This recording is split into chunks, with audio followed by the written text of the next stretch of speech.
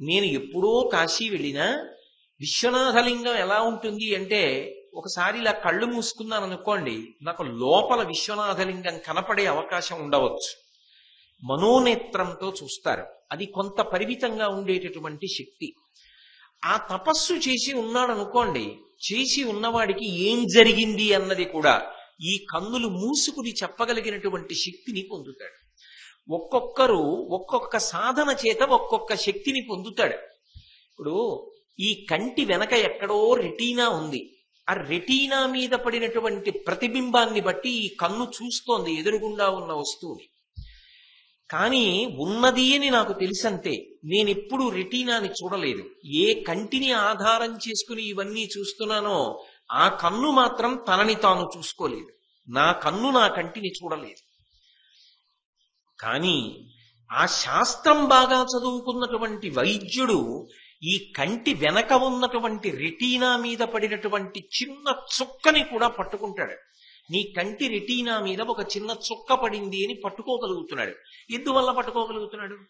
ఆయన వైద్య శాస్త్రమునందు సాధన చేశాడు. ఒక గొప్ప శిలని చూసి ఇందులోంచి శిల్పం వస్తుంది అని శిల్పశాస్త్రవేత్త చెప్పగలుగుతున్నాడు. ఆయన శాస్త్రమునందు సాధన చేశాడు. ఒక్కొక్క సాధన చేత ఒక్కొక్క శక్తి తనలోనే ఉన్నది పైకి పొటమరిస్తోంది. అది నిగూఢంగా ఉంటుంది. నిగూఢంగా ఉన్నటువంటి శక్తిని తట్టి పైకి లేపగలగాలి. అలా తట్టి లేపలేకపోయారనుకోండి, అది ఎప్పటికీ అంతే నిద్రాణంగా ఉండిపోతుంది. ప్రతి వారికి పరమేశ్వరుడు ఏదో ఒక గొప్ప శక్తిని ఇవ్వకుండా ఉండడు. కొంతమందికి అది తెలుసుకోవడానికి ఒక జీవితకాలం సరిపోకపోవచ్చు. ఈలోగా వాళ్ళ జీవితం వెళ్ళిపోతుంది. ఒక్కొక్కడు పరిశీలించుకుంటాడు. అందుకే అన్నిటికన్నా జీవితంలో గొప్పది ఏది అంటే, ఈ కంటికి కనపడుతున్న దాన్ని చూడడం కన్నా అసలు తన యందు దేని యందు అనురక్తి ఉన్నది అన్నది పట్టుకోవడం చాలా గొప్ప. గంగాదేవి శంకర మహారాజు గారు అడిగినటువంటి ప్రశ్నలకి జవాబు చెప్తోంది. ఎందుచేత ఇక పూర్వం పుట్టినటువంటి 7 కుమారుల్ని గంగానదిలో విడిచిపెట్టింది, 8వ కుమారుణ్ణి రక్షించమని శంకర మహారాజు అడిగిన కారణం చేత తనతో తీసుకెళ్లి విద్యాభ్యాసం చేయించి యోగ్యుడైన వాడిగా తయారు చేయడానికి సిద్ధపడుతోంది అన్న విషయం మీద మాట్లాడుతూ జవాబు చెప్పింది. ఆమె అంది, నేను గంగని, ప్రవాహ రూపంలో నీటిగా ఉంటాను. జీవులు చేసినటువంటి పాపములను తొలగించగలిగినటువంటి శక్తి కలదానను. త్రిపథగా అని నాకు పేరు. 3 లోకములలో ప్రవహిస్తాను. అందుకే 3 లోకములలోనూ కీర్తింపబడుతూ ఉంటాను. ఆమె స్వర్గలోకంలో ప్రవహిస్తే మందాకిని అని పేరు. ఆమె భూమి మీద ప్రవహిస్తే భాగీరథి అని పేరు. అలాగే పాతాళ లోకంలో కూడా ప్రవహిస్తూ ఉంటుంది. 3 లోకముల యందు ప్రవహించేటటువంటి లక్షణము కలిగినది కాబట్టి ఆమెకు త్రిపథగా 3 మార్గముల యందు ప్రయాణం చేస్తుంది అని. ఏ లోకంలో ప్రయాణం చేసినా ఆమె యొక్క ప్రధానమైనటువంటి స్వభావం జీవుల యొక్క పాపములను తొలగించగలగడం. అటువంటి శక్తి కలిగిన దానను. నేను మానవ కన్యగా కేవలము నీ యందు అనురక్తనై ఇంతకాలము నీతో కలిసి ఉన్నాను. అయితే మన ఇద్దరికీ కలిగినటువంటి 7 కుమారుల్ని గంగానదిలో విడిచిపెట్టడానికి ఒక ప్రధానమైనటువంటి కారణం ఉన్నది. ఏమి ఆ కారణం అంటే, ఒకానొకప్పుడు వశిష్ఠ మహర్షి బంగారు చిరియలు కలిగినటువంటి మేరు పర్వత గుహలో కూర్చుని గొప్ప తపస్సు చేస్తున్నారు. ఆయన హోమం చెయ్యడానికి కావలసినటువంటి సమస్త సంభారములను కూడా నందిని ధేనువు సమకూరుస్తోంది. ఆ నందిని ధేనువు చాలా చాలా గొప్పది.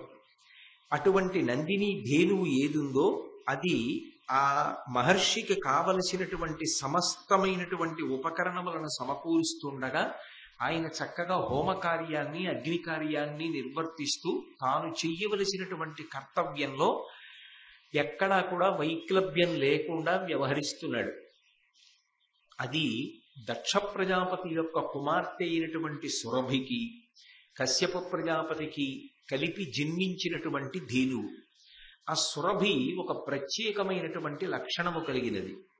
కేవలముగా పాలొక్కటి ఇవ్వడమే కాదు, ఆ రోజు చెయ్యవలసినటువంటి హోమకార్యములకు కావలసినటువంటి సమస్త సంభారములను కూడా తన పొదుగు నుంచి వర్షించగలిగినటువంటి దివ్యశక్తి కలిగినటువంటి ధేనువు. గోవు గురించి ప్రస్తావన లేకుండా ఏ పురాణం ఉండదు. గోవు గురించి ప్రస్తావన లేకుండా ఏ కావ్యమూ ఉండదు. అసలు ఆవు గురించినటువంటి స్పర్శ లేనటువంటి ఆర్షవాంగ్మయం కనపడడం చాలా అరుదు. గోవు అంత పవిత్రమైనటువంటి స్థానాన్ని అలంకరించి ఉంటుంది. అది సహజంగా పూజనీయమైనటువంటి విశేషం. అది కావ్యాల మీద, పౌరాణిక వాంగ్మయం మీద నమ్మకం ఉన్న వాళ్ళు తిరుగులేని సత్యంగా అంగీకరించి ఆరాధన చేసేటటువంటి విధానం.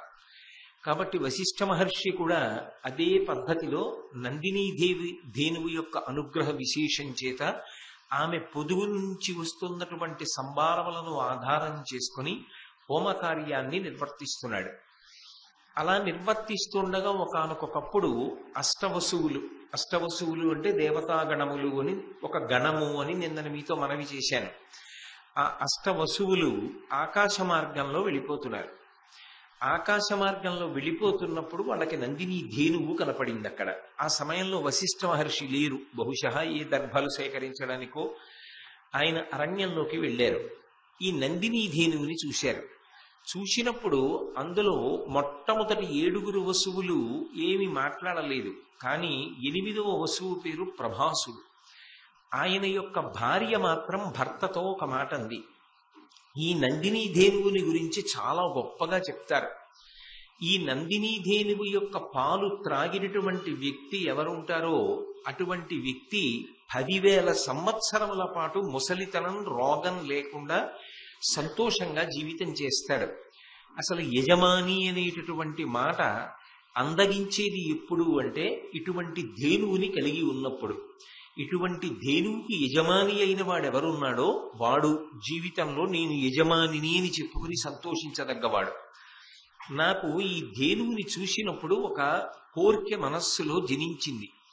ఏమి ఆ కోరిక అంటే, భూలోకంలో మర్త్యలోకం అంటే శరీరాన్ని ఇక్కడే విడిచిపెట్టి వెళ్ళిపోవలసినటువంటి ధర్మం కలిగినటువంటి లోకం. అటువంటి లోకం ఏదైతే ఉందో ఆ మర్త్యలోకంలో, భూలోకంలో నాకు ఒక స్నేహితురాలు ఉంది. ఆమె ఉషీనర దేశాధిపతి యొక్క కుమార్తె. ఆమె పేరు జితవతి. ఆ జితవతికి నాకు చాలా స్నేహం. ఎవరు చెప్తున్నది? 8వ వసువు అయినటువంటి ఆ ప్రభాసుని యొక్క భార్య చెప్తోంది. నాకు జితవతికి గొప్ప స్నేహం. భూలోకంలో ఉన్న వాళ్ళకి వయస్సుతో పాటుగా అనేక వికారములు వచ్చేస్తాయి. ఆ వికారములలో అత్యంత ప్రధానమైన వికారం ఏది అంటే వృద్ధాప్యం. దాని గురించి బెంగ పెట్టుకోని వాడికి ఏ బెంగ లేదనుకోండి. ఇది సహజ పరిణామం, రాకుండా ఎలా ఉంటుంది అని జీవితాన్ని సద్వినియోగం చేసుకుందామన్న వాడికి వృద్ధాప్యం గురించిన బెంగేం ఉండదు. లేకపోతే అయ్యో నాకు వృద్ధాప్యం వచ్చేసింది, నేను చాలా పనులకి ఇప్పుడు యోగ్యతని పోగొట్టుకున్న వాడిని అని బెంగ పెట్టేసుకుంటే రావలసిన వృద్ధాప్యం రాకుండా పోతుందా ఏమి? అది వచ్చి తీరుతుంది. ఏది జరుగుతుందో దాన్ని అంగీకరిస్తే ధైర్యం కలుగుతుంది. ఏది జరగదో అది జరగాలని కోరుకోవడంలో అభద్రత ఏర్పడుతుంది. అసలు జీవితంలో ఇదొక మౌలికమైనటువంటి విషయం. దీని పేరే మత్స్యలోకం. ఈ మత్స్యలోకంలో జన్మించాడు అంటే ఒక ధర్మం ఉంటుంది. వాడు సుఖము అనుభవించాలి, దుఃఖము అనుభవించాలి.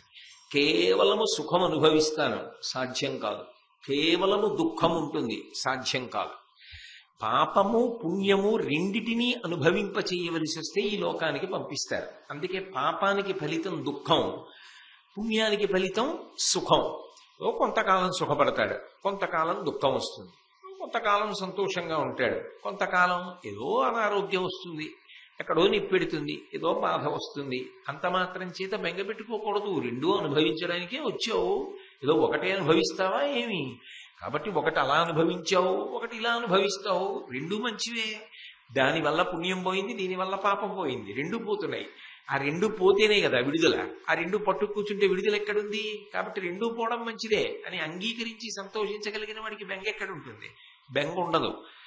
అలా ఏదీ ఉండకూడదు. నాకు ఏ రోగం రాకూడదు, నాకు ఏ నిప్పి కలగకూడదు, నేను ఎప్పుడూ సంతోషంగా ఉండాలి అని కోరుకుంటే ఈ లోక లక్షణమే రెండూ ఉండడం అయినప్పుడు దుఃఖం రాకుండా ఎక్కడి నుంచి ఉంటుంది? అప్పుడు ఇబ్బంది వస్తుంది. నాకు మృత్యువు రాకూడదు, ఎంత బెంగ పెట్టుకుంటే మృత్యు ఆగిపోతుంది? మృత్యు వస్తుంది. మృత్యు వచ్చిన తర్వాత చేయడానికి ఏం లేదు. మృత్యు వచ్చే లోపల నేనేం చెయ్యాలి, నేను ఎంత చెయ్యగలను, అహర్నిశలు నేనేం చెయ్యగలను, నేను వెళ్ళిపోయినా నా పేరు చిరస్థాయిగా ఎలా ఉండిపోతుంది, దాని కొరకు నేను ఎంత శ్రమించగలను అని ఆలోచించడం మనిషి జీవితానికి ఉద్ధారకం. దాని వలన మనిషి కీర్తివంతుడవుతాడు. భగవంతుడిచ్చినటువంటి జీవితం సార్థక్యం చెందుతుంది తప్ప ఎప్పుడో ఒకప్పుడు రావలసినటువంటి మృత్యువు గురించి బెంగపెట్టుకుని మాత్రం చేసేది ఏముంటుంది కనుక. కాబట్టి ఈ మర్త్యలోకంలో జనులందరూ భయపడడానికి కారణములు రెండు ఉంటాయి. ఒకటి వృద్ధాప్యము, రెండు రోగము. ఈ రెండు అంటే అందరికీ భయమే. నా చిలికెత్తే నా స్నేహితురాలు ఆ ఉషీధర దేశాధిపతి యొక్క కుమార్తె అయినటువంటి జితవతి కూడా భూలోకంలో పుట్టింది కాబట్టి ఈ రెండిటితో బాధపడుతుంది కదా. సహజంగా ఈ రెండు ఆమెకి కూడా ఉంటాయి. ఇంతకన్నా గొప్ప బహుమానం ఏముంటుంది? నేను పట్టుకెళ్ళి ఈ నందిని ధేనువుని నా స్నేహితురాలికి బహూకరిస్తే ఆమె ఈ నందిని ధేనువు యొక్క పాలు తాగుతుంది. అప్పుడు ఆమె యజమానురాలు అనిపించుకుంటుంది. ఇటువంటి ధేనువు తన వద్ద ఉంది కనుక. ఈ పాలు తాగితే నా స్నేహితురాలు కూడా వృద్ధాప్యం లేకుండా ఉంటుంది. 10,000 సంవత్సరములు అలా ఉండవచ్చు నందిని ధేనువు పాలు త్రాగిన వారు భారతాన్ని అనుసరించి. కాబట్టి రోగం లేకుండా ఉండొచ్చు. దీన్ని పట్టుకెళ్ళి నా యొక్క స్నేహితురాలకి బహూకరిస్తాను, దీన్ని మనం తీసుకుపోదాం అంది. అది ఎవరిది? వాళ్ళు దేవతాగణములు. ఆ మాత్రం తెలుసుకోలేని వాళ్ళ, అంత శక్తి లేని వాళ్ళ? అది బ్రహ్మర్షి వశిష్ఠుడిది. ఆయన బ్రహ్మర్షి, గొప్ప తపశ్శక్తి కలిగినటువంటి వాడు. ఆయన నిత్యం చేసేటటువంటి హోమానికి అది ప్రధానమైన ఉపకరణం. గోవుని తస్కరిస్తే వశిష్ఠుడు ఊరుకుంటాడా? ఆయన తపశ్శక్తి ఆయనకున్నటువంటి గొప్ప ఆయుధం. ఆయన శాపవాక్కు విడిచిపెడతాడు. ఈపాటి ఆలోచించగలిగినటువంటి సమర్థత లేని వాళ్ళ వసువులు. కానీ ఇందులో మాట్లాడుతున్నది 8వ వసువు యొక్క భార్య. నచ్చ చెప్పవలసిన వాడు, ధర్మాన్ని చెప్పవలసిన వాడు 8వ వసువు. 8వ వసువు అంగీకరించాడు. ఎందుకు అంగీకరించాడు అంటే అందులో 2 కారణములున్నాయి. ఒకటి, ధర్మమా అధర్మమా పక్కన పెట్టండి, భార్య కోరుకుంది, ఆమె ముచ్చట తీర్చాలి, అంతే ఆలోచించాడు. 2, ఆమె దేని కొరకు అడుగుతోంది? ఎక్కడో భూలోకంలో ఉన్నటువంటి ఒక స్నేహితురాలి గురించి అడుగుతోంది. నిజానికి మనిషి రోగాన్ని కానీ మృత్యువుని కానీ జయించడానికి ఉన్న విధానం ఏది అంటే జ్ఞానము చేత జయిస్తాడు. ఈ లోకానికి ఒక గొప్పతనం ఉంది. స్వర్గలోకంలో ఉన్నాడు అనుకోండి, ఆయన పుణ్యం అయిపోతే మళ్ళీ వచ్చి భూమి మీద పడిపోతాడు. క్షీణే పుణ్యే మర్త్యలోకం విశంతి, ఇక్కడ పడిపోవాలి. పాతాళలోకం లాంటి లోకాలలో ఉన్నవాళ్ళు ఉన్నారనుకోండి, వాళ్ళు ఎక్కువగా పాప ఫలితాన్ని అనుభవిస్తారు. ఈ లోకంలో మనుష్యుడిగా పుట్టినవాడు ఉన్నాడు అనుకోండి, అంతకన్నా అదృష్టం ఇంకొకటి లేదు. ఎందుచేత అంటారేమో, ఏవి ఏర్పడక తప్పదో అవి నిశ్చయంగా జరుగుతాయని సత్యాన్ని అంగీకరించగానే మనిషి మనసులో ధైర్యం ఏర్పడుతుంది. ఆ ధైర్యం ఏర్పడిందనుకోండి, దేనికి వశపడకుండా తాను సత్యాన్వేషణ చెయ్యగలిగాడనుకోండి, ఒకనాడు శరీరము పతనమై తీరుతుంది. శరీరము సజీవముగా ఎల్లకాలము ఉండదు. మహాత్ములు కూడా వెళ్ళిపోయారు. చాలా గొప్ప గొప్ప తపస్సులు చేసిన వాళ్ళు కూడా తమ శరీరములతో ఇక్కడ లేరు. కారే రాజులు రాజ్యముల్ గెలువరే గర్వోన్నతిం పొందరే వారేరి సిరి మూట కట్టుకుని పోవంజాలిరే భూమిపై పేరైనన్ కలదే సిబి ప్రముఖులున్ ప్రీతిని యశక్కాములై ఈరే కోర్కెలు వరలం తలపరై కాలమున్ భార్గవ అంటారు భాగవతంలో పోతన గారు.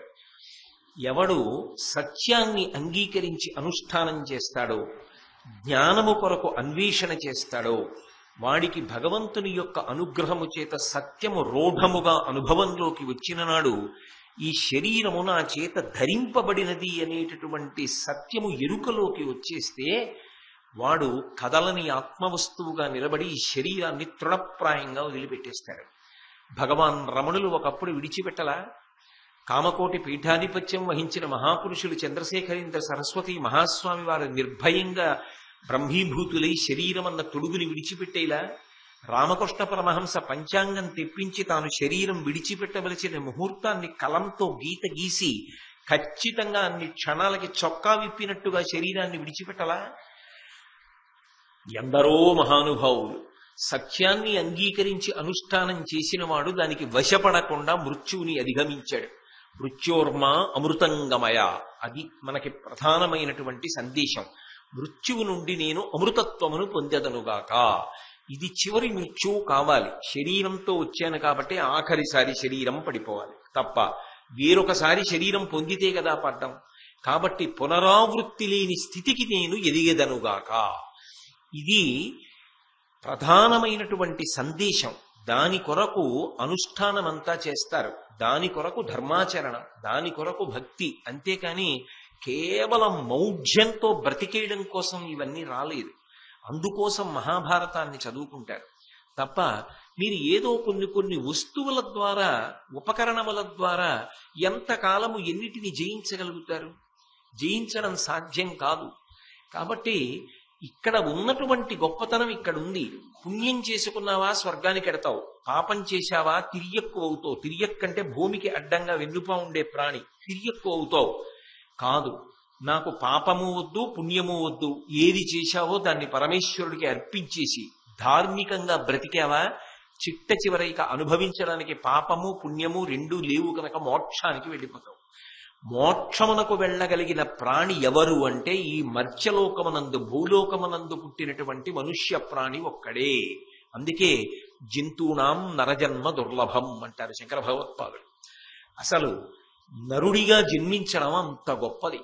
అంత గొప్ప జన్మ తన స్నేహితురాలు పొందింది అని సంతోషించడం మానేసి అక్కడ రోగాలుంటాయి, అక్కడ వృద్ధాప్యం వస్తుంది కాబట్టి నేను ఈ ధేనువుని పట్టుకెళ్ళి ఆమెకిస్తాను, ఆమె సంతోషాన్ని పొందుతుంది అని చెప్పడం ఏమిటి?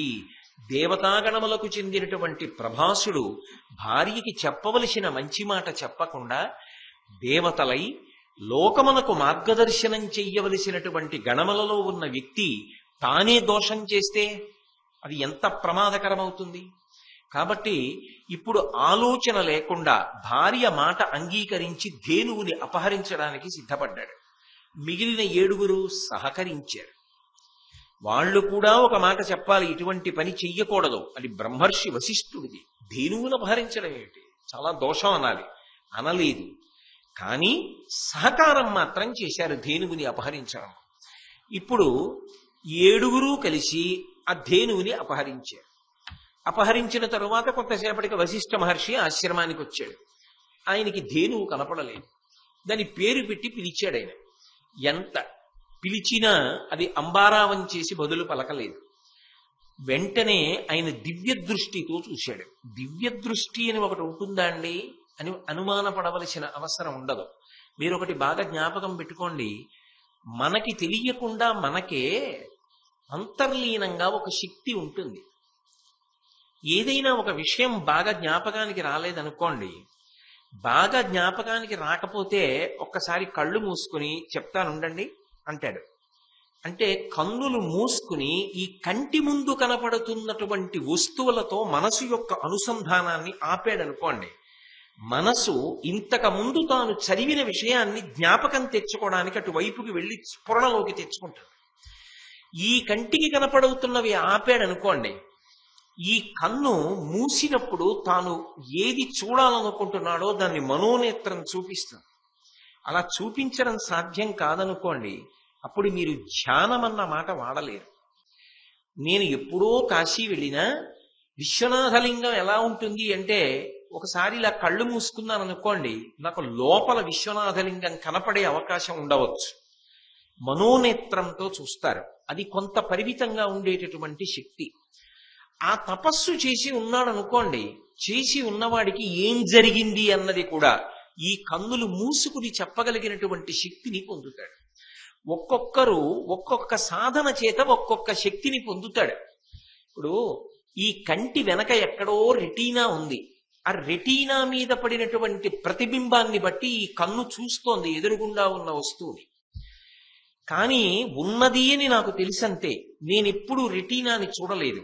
ఏ కంటిని ఆధారం చేసుకుని ఇవన్నీ చూస్తున్నానో ఆ కన్ను మాత్రం తనని తాను చూసుకోలేదు. నా కన్ను నా కంటిని చూడలేదు. కానీ ఆ శాస్త్రం బాగా చదువుకున్నటువంటి వైద్యుడు ఈ కంటి వెనక ఉన్నటువంటి రెటీనా మీద పడినటువంటి చిన్న చుక్కని కూడా పట్టుకుంటాడు. నీ కంటి రెటీనా మీద ఒక చిన్న చుక్క పడింది అని పట్టుకోగలుగుతున్నాడు. ఎందువల్ల పట్టుకోగలుగుతున్నాడు? ఆయన వైద్య శాస్త్రమునందు సాధన చేశాడు. ఒక గొప్ప శిలని చూసి ఇందులోంచి శిల్పం వస్తుంది అని శిల్పశాస్త్రవేత్త చెప్పగలుగుతున్నాడు. ఆయన శాస్త్రమునందు సాధన చేశాడు. ఒక్కొక్క సాధన చేత ఒక్కొక్క శక్తి తనలోనే ఉన్నది పైకి పొటమరిస్తోంది. అది నిగూఢంగా ఉంటుంది.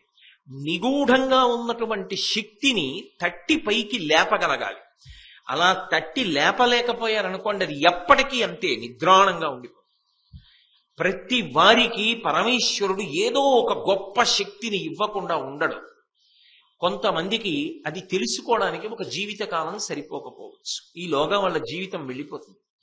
ఒక్కొక్కడు పరిశీలించుకుంటాడు. అందుకే అన్నిటికన్నా జీవితంలో గొప్పది ఏది అంటే, ఈ కంటికి కనపడుతున్న దాన్ని చూడడం కన్నా అసలు తన యందు దేని యందు అనురక్తి ఉన్నది అన్నది పట్టుకోవడం చాలా గొప్ప.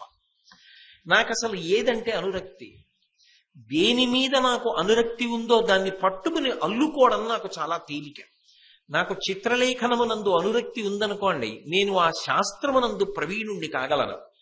బాపు గారి చిన్నతనంలో బొగ్గు పట్టుకుని గదుల నిండా బొమ్మలు గీసేవారు. వాళ్ళ నాన్నగారు ఇంటికి వచ్చి ఆ బొమ్మలు చూసి దెబ్బలాడుతూ ఉండేవారు. ఇంటి నిండా ఏమిటి బొగ్గులతో బొమ్మలు, అలా బొగ్గులతో గీయకూడదు, వీడికి ఈ పిచ్చి ఏమిటంటూ ఉండేవారు. కానీ ఆ పిల్లవాడు బొమ్మలు గీస్తున్నటువంటి విధానాన్ని చూసి తర్వాత ప్రోత్సహించారు. బాపు గారి బొమ్మ అన్న పేరుతో బాపు గారు ఇప్పటికీ చిరస్మరణీయుడయ్యారా లేదా అంటే, ప్రతి వారిలో ఒక కళ ఉంటుంది. రవీంద్రనాథ్ ఠాగూర్కి చిన్నతనం నుంచి ప్రకృతిని పరిశీలించడం అంటే చాలా ఇష్టం. ఇంట్లో పాత పల్లకీ ఉండేది. పాత పల్లకీకి గిరికీలు ఉండేవి. ఆయన గిరికీలు కదుపుతూ అందులోంచి వచ్చేటటువంటి లయబద్ధమైన శబ్దాన్ని విని ఆనందించేవారు. నా కొడుకు సంగీత ప్రియుడు, నా కొడుక్కి ప్రకృతి పరిశీలన ఇష్టం. తండ్రి దేవేంద్రనాథ చటర్జీ ప్రోత్సహించారు. దేవేంద్రనాథ ఠాగూర్ ప్రోత్సహించినటువంటి కారణం చేత ఆయన ఎంత గొప్ప కవి అయ్యారు. కవి అయి భారతదేశానికి సాహిత్యంలో నోబెల్ బహుమతిని తీసుకురాగలిగినటువంటి మహానుభావుడయ్యాడు. ఒక్కొక్కరికి ఒక్కొక్క దాంట్లో అనురక్తి ఉంటుంది. గిడుగు రామ్మూర్తి పంతులు గారు ఎక్కడో శ్రీకాకుళం దగ్గర చిన్న పాఠశాలలో పనిచేసేవారు. కానీ ఆయనకి ప్రాచీన శిల్పాల మీద ఉండేటటువంటి ప్రాచీన భాషలో ఉన్న శాసనాలు చదవడం అంటే ఆయనకి ఎంతో ఇష్టం. అవి పరిశీలించడానికి కావలసిన పుస్తకం కొనుక్కోవడానికి ఆయన దగ్గర డబ్బు ఉండేది కాదు. ఆయన పర్లాక్మిడి జమీందారు గారి అబ్బాయికి పాఠం చెప్తూ ఆయన కోరుకున్నది ఏమిటంటే, దేవాలయాలలో ఉండేటటువంటి శిల్పాల మీద ఉన్న భాష తెలుసుకోవడానికి వీలుగా చాలా ఖరీదైన పుస్తకం తెప్పించి గ్రంథాలయంలో పెట్టండి, నేను మీకు పాఠం చెప్తాను, మీరు కోరుకున్న పాఠం చెప్తాను ఉపాధ్యాయుడిగానని జమీందారు గారితో పుస్తకం తెప్పించారు. శ్రీకాకుళం జిల్లాలో ఉన్నటువంటి శ్రీముఖలింగ దేవాలయంలో ఉన్నటువంటి శిల్పాల మీద ఉన్న శాసనాల్ని చదివి, ఒకప్పుడు ఉత్తర దేశంలో ఉన్న ఉత్తరం వైపు ఉన్నటువంటి ఆంధ్రదేశానికి అంతటికీ కళింగం రాజధానిగా అక్కడే కేంద్రీకృతమైందని అనేక విషయాలు వెల్లడి చేసినటువంటి మహానుభావుడు గిడుగు రామ్మూర్తి పంతులు గారు. ప్రతి వారిలో ఏదో ఒక అనురక్తి ఉంటుంది. ఏ అనురక్తి లేకపోవడం ఉండదు. అసలు భగవంతుడు అలా సృష్టించాడు. సంగీతం మీదన్నా ఉంటుంది, ఓ బొమ్మ గీయడం మీద ఉంటుంది, ఓ మంచి మాట చెప్పడం మీద ఉంటుంది, కొందరికి పుస్తక పఠనం మీద ఉంటుంది, కొందరికి తాము కష్టపడి చదువుకున్నది 10 మందికి చెప్పడంలో సంతోషం ఉంటుంది. 10 మందికి పనికొచ్చేటట్టుగా నీ జీవితం తరించడానికి నువ్వు ఏదో ఒక ప్రయత్నం చెయ్యాలి. లేకపోతే అబ్దుల్ కలాం గారు చెప్పినట్టు చరిత్రలో నీకంటూ ఒక పుట ఉండదు. చరిత్రలో నీకు ఒక పుటని సృష్టించుకోగలిగిన సామర్థ్యం నీ చేతిలోనే ఉంది. నువ్వు ఆ సామర్థ్యాన్ని ఉపయోగించుకోకపోతే చరిత్ర యందు కలిసిపోతావు తప్ప చరిత్రలో నీకంటూ ఒక పుట మాత్రం ఉండదు. నిన్ను జ్ఞాపకం చేసుకోవడానికి అవకాశం ఉండదు. కోట్ల మందితో వాడు వెళ్ళిపోతాడు. వెళ్ళిపోకుండా ఉండాలి అంటే తనలో నిగూఢంగా ఏ ప్రజ్ఞ ఉన్నదో, భగవంతుడు ఏదిచ్చాడో దాన్ని తల్లిదండ్రులన్నా పరిశీలించాలి, గురువు గారన్నా పరిశీలించాలి, అథవా తనని తానన్నా పరిశీలించుకోవాలి. పరిశీలించుకుంటే అనురక్తి తెలుస్తుంది, నాకు ఫలానా విషయం మీద అనురక్తి ఉన్నది అని. ఆ తీగ పట్టుకుని ముందుకెళ్లడం అలవాటైతే ఎంత గొప్ప వ్యక్తి అయినా కాగలడు. ఒక్కొక్కసారి మనం చేసేటటువంటి వృత్తికి మనకుండేటటువంటి అనురక్తికి ప్రవృత్తికి సంబంధమే ఉండదు. చేసే వృత్తి ఒకటి, ప్రవృత్తి పరిపూర్ణంగా ఇంకొకటి, అంత భిన్నంగా ఉంటుంది. మీరు అది గుర్తించగలిగారనుకోండి, మీ ప్రవృత్తి చేత మీరు దార్శనికులు కావచ్చు. కానీ మీరు గుర్తించకుండా వృత్తిలోనే ఉండిపోయారనుకోండి, వృత్తికి ద్రోహం చెయ్యమని నేను చెప్పను, కానీ వృత్తికి కట్టుబడి ఉండిపోయారనుకోండి, భగవంతుడి మీకు ఇచ్చిన గొప్ప విభూతి అలాగే మరుగున పడి ఉండిపోతుంది. మహానుభావుడు ఎక్కడో వైద్య కళాశాలలో పనిచేసేవారు, గొప్ప డాక్టర్. అయితేనే ఆయనలో సంగీతం మీద గొప్ప అనురక్తి ఉంది అని గుర్తించారు. గుర్తించి దానిలో సాధన చేశారు శ్రీపాద పినాకపాణి గారు. నేదునూరి కృష్ణమూర్తి గారికి కూడా గురుస్థానంలో ఉండి ప్రాణం పోయేటప్పుడు కూడా మహానుభావుడు దగ్గరికి వచ్చి నిలబడినటువంటి శిష్యులందరితోటి త్యాగరాజస్వామి వారి పంచరత్న కీర్తనలు పాడిస్తూ ఆ వయస్సులో ఇంచుమించు 100 సంవత్సరముల వయస్సులో కూడా తాను శాస్త్రీయ సంగీతం పాడుతూ ఆ సంగీతంలోనే సాధన చేసి సామవేదంలో తరించిపోయి పరదేవత యందు ఐక్యమైపోయారు. నేదునూరి కృష్ణమూర్తి గారు విశాఖపట్టణ వాసి, 2-3 సంవత్సరాల క్రితం శరీరత్యాగం చేశారు. ఆఖరి ఊపిరి వరకు అలా సంగీత సాధన చేస్తూ సంగీతంలో పరదేవతని ఉపాసన చేస్తూ తరించిపోయి వెళ్ళిపోయారు. వాళ్ళ వృత్తి వేరు. శ్రీపాద పినాకపాణి గారు వృత్తి చేత వైద్యుడు, కానీ ఒక వైద్యుడుగా శ్రీపాద పినాకపాణి గారి జ్ఞాపకం కన్నా శ్రీపాద పినాకపాణి గారు అనేటప్పటికీ ఆయన చేసినటువంటి సంగీత సేవ జ్ఞాపకం ఉండిపోతుంది. అంటే లోపల ఉండేటటువంటి తృష్ణ, ఏదో ఆర్తి, ఏదో జిజ్ఞాస, ఏదో విభూతి భగవంతుడు ఉంచుతాడు. దాన్ని నువ్వు పట్టుకోవడంలో ఉంటుంది. అది పట్టుకోగలిగితే ఎంత గొప్ప శిఖరాలైనా అధిరోహించవచ్చు. కానీ ప్రతిబంధకాలు ఉంటాయి, కష్టం ఉంటుంది, అంత తేలిక కాదు. వృత్తికి ప్రవృత్తికి మధ్యలో ఘర్షణ ఉంటుంది. ఒక వృత్తిలో ఉన్నవాడు ఒక ప్రవృత్తిలో రాణించాలి అంటే తనకున్న వ్యక్తిగత సమయాన్ని చాలా కేటాయించేసేయాలి. కేటాయించేసి ఎంతో సాధన చెయ్యాలి. ఒక్కొక్కసారి మనసు ఎదురు తిరుగుతుంది, ఎవరి కోసం ఈ కష్టం, ఎందుకు ఇంత కష్టం, నలుగురితో పాటు నేను సుఖపడితే పోలా అనిపిస్తుంది. కాదని నిలబడగలగడానికి ధృతిని పెంచుకోవడానికి ఆలంబనంగా అప్పుడే మహాత్ముల జీవితాలు గురువు అవసరం అవుతాయి. అవి దృష్టిలో పెట్టుకుని నిలబడగలిగితే ఆయన మాత్రమే. నాని పాల్కీవాలా చెప్పినట్టు members of the dominant minority అన్నాడు పాల్కీవాలా. మహానుభావుడు ఎంత గొప్ప మాట అన్నాడు. అలాంటి వాళ్ళు వేళ్ల మీద లెక్క పెట్టగలిగిన వాళ్లే ఉంటారు. వాళ్ళు కొన్ని వేల సంవత్సరములు, 100 సంవత్సరములు జాతి యొక్క జీవనాన్ని శాసనం చేస్తూనే ఉంటారు. వాళ్ళ మాటలు, వాళ్ళ రచనలు ప్రజల్ని మంచి మార్గంలో నడిపిస్తూనే ఉంటాయి. వాళ్ళు చెప్పిన మాటలు మనిషిని ఉన్నతమైన పథం వైపుకి నడిపిస్తూ ఉంటాయి. వాళ్ళు ఎప్పటికీ శరీరంతో ఉండకపోయినా కీర్తిశేషులై కీర్తి శరీరంగా మనందరి మధ్య బ్రతుకుతూనే ఉంటారు. వాళ్ళని తలుచుకుంటూనే ఉంటాం. అందుకే సాధన చేత అంత గొప్పవారు అవుతారు. ఘంటసాల వెంకటేశ్వరరావు గారు ఏం తక్కువ కష్టపడ్డారని మీరు అనుకుంటున్నారా? మహానుభావుడు అన్నం తినడానికి లేకపోతే విజయనగర వీధులలో భిక్షాటన చేస్తే మాధవకబళం తల్లి అని సాయంకాలం వేళ ఇంటి ముందు నిలబడితే ఒక తల్లి అన్నం వేస్తే, ఒక తల్లి పులుసు పోస్తే, ఒక తల్లి మాగాయి వేస్తే అన్నీ కలిసిపోతే చెరువు గట్టుకెళ్లి బండ మీద ఉత్తరీయంలో పట్టుకున్నది పెట్టుకుని కలిపి తిని ఆ ఉత్తరీయాన్ని ఉతుక్కుని సంగీత హనుమ అని విజయనగరంలో ఒక దేవాలయం, అది చూడడం కోసం నేను విజయనగరం వెళ్ళాను కూడా. తాళం వేస్తూ ఉంటారు హనుమ, ఎక్కడ చూసి ఉండరు మీరు. చిన్న దేవాలయం, ఆ దేవాలయంలో పడుకునేవారు. ఆఖరికి పెళ్ళయిన తర్వాత గదిలో ఉండడానికి కాపరం పెట్టడానికి డబ్బు లేక చెన్నై పట్టణంలో పానగల్ పార్కులో చీకటి పడ్డాక కలిసి ఉంటే తప్పు చేస్తున్న వాళ్ళు అనుకుంటారని భార్య గారు పక్కనున్న సిమెంటు బెంచి మీద పడుకుంటే ఆయన ఈ పక్క బెంచి మీద పడుకుని జీవితంలో కష్టపడి పైకొచ్చి ఆయన జీవితంలోనే గొప్ప విషయం ఏమిటో తెలుసా? అంత లబ్ధ ప్రతిష్ఠుడైనటువంటి గాయకుడు శ్మశానంలో కచేరీ చేశారు. ఎప్పుడో తెలుసా? ఆంధ్ర రాష్ట్రానికి స్వాతంత్ర్యం అంటే నా ఉద్దేశం రాష్ట్రం ఏర్పడడం కోసమని ప్రయత్నం చేసి ఆమరణ నిరాహార దీక్ష చేసి పొట్టి శ్రీరాములు గారు శరీరాన్ని వదిలిపెట్టేస్తే ఆయన శరీరం శ్మశానానికి వెళ్లే లోపల దేశభక్తి గీతాలతో శ్మశానంలో కచేరీ చేశారు ఘంటసాల వెంకటేశ్వరరావు గారు. ఏ విజయనగరంలో ఆయన మాధవ కబళం అంటూ అన్నం తిన్నారో ఆ విజయనగర పుర వాసులందరూ పరమ సంతోషంతో ఆయన్ని తీసుకొచ్చి కచేరీ చేయమని అడిగితే, నేను ఏ హనుమ దేవాలయంలో పడుకున్నానో అక్కడే కచేరీ చేస్తానని వేదిక వేయించుకుని విజయనగర పుర ప్రజలందరూ క్రిక్కిరిసిపోయి ఉండగా తంబూరా పట్టుకుని కచేరీ చేశారు. అవి జీవితాలు, అవి స్ఫూర్తిదాయక.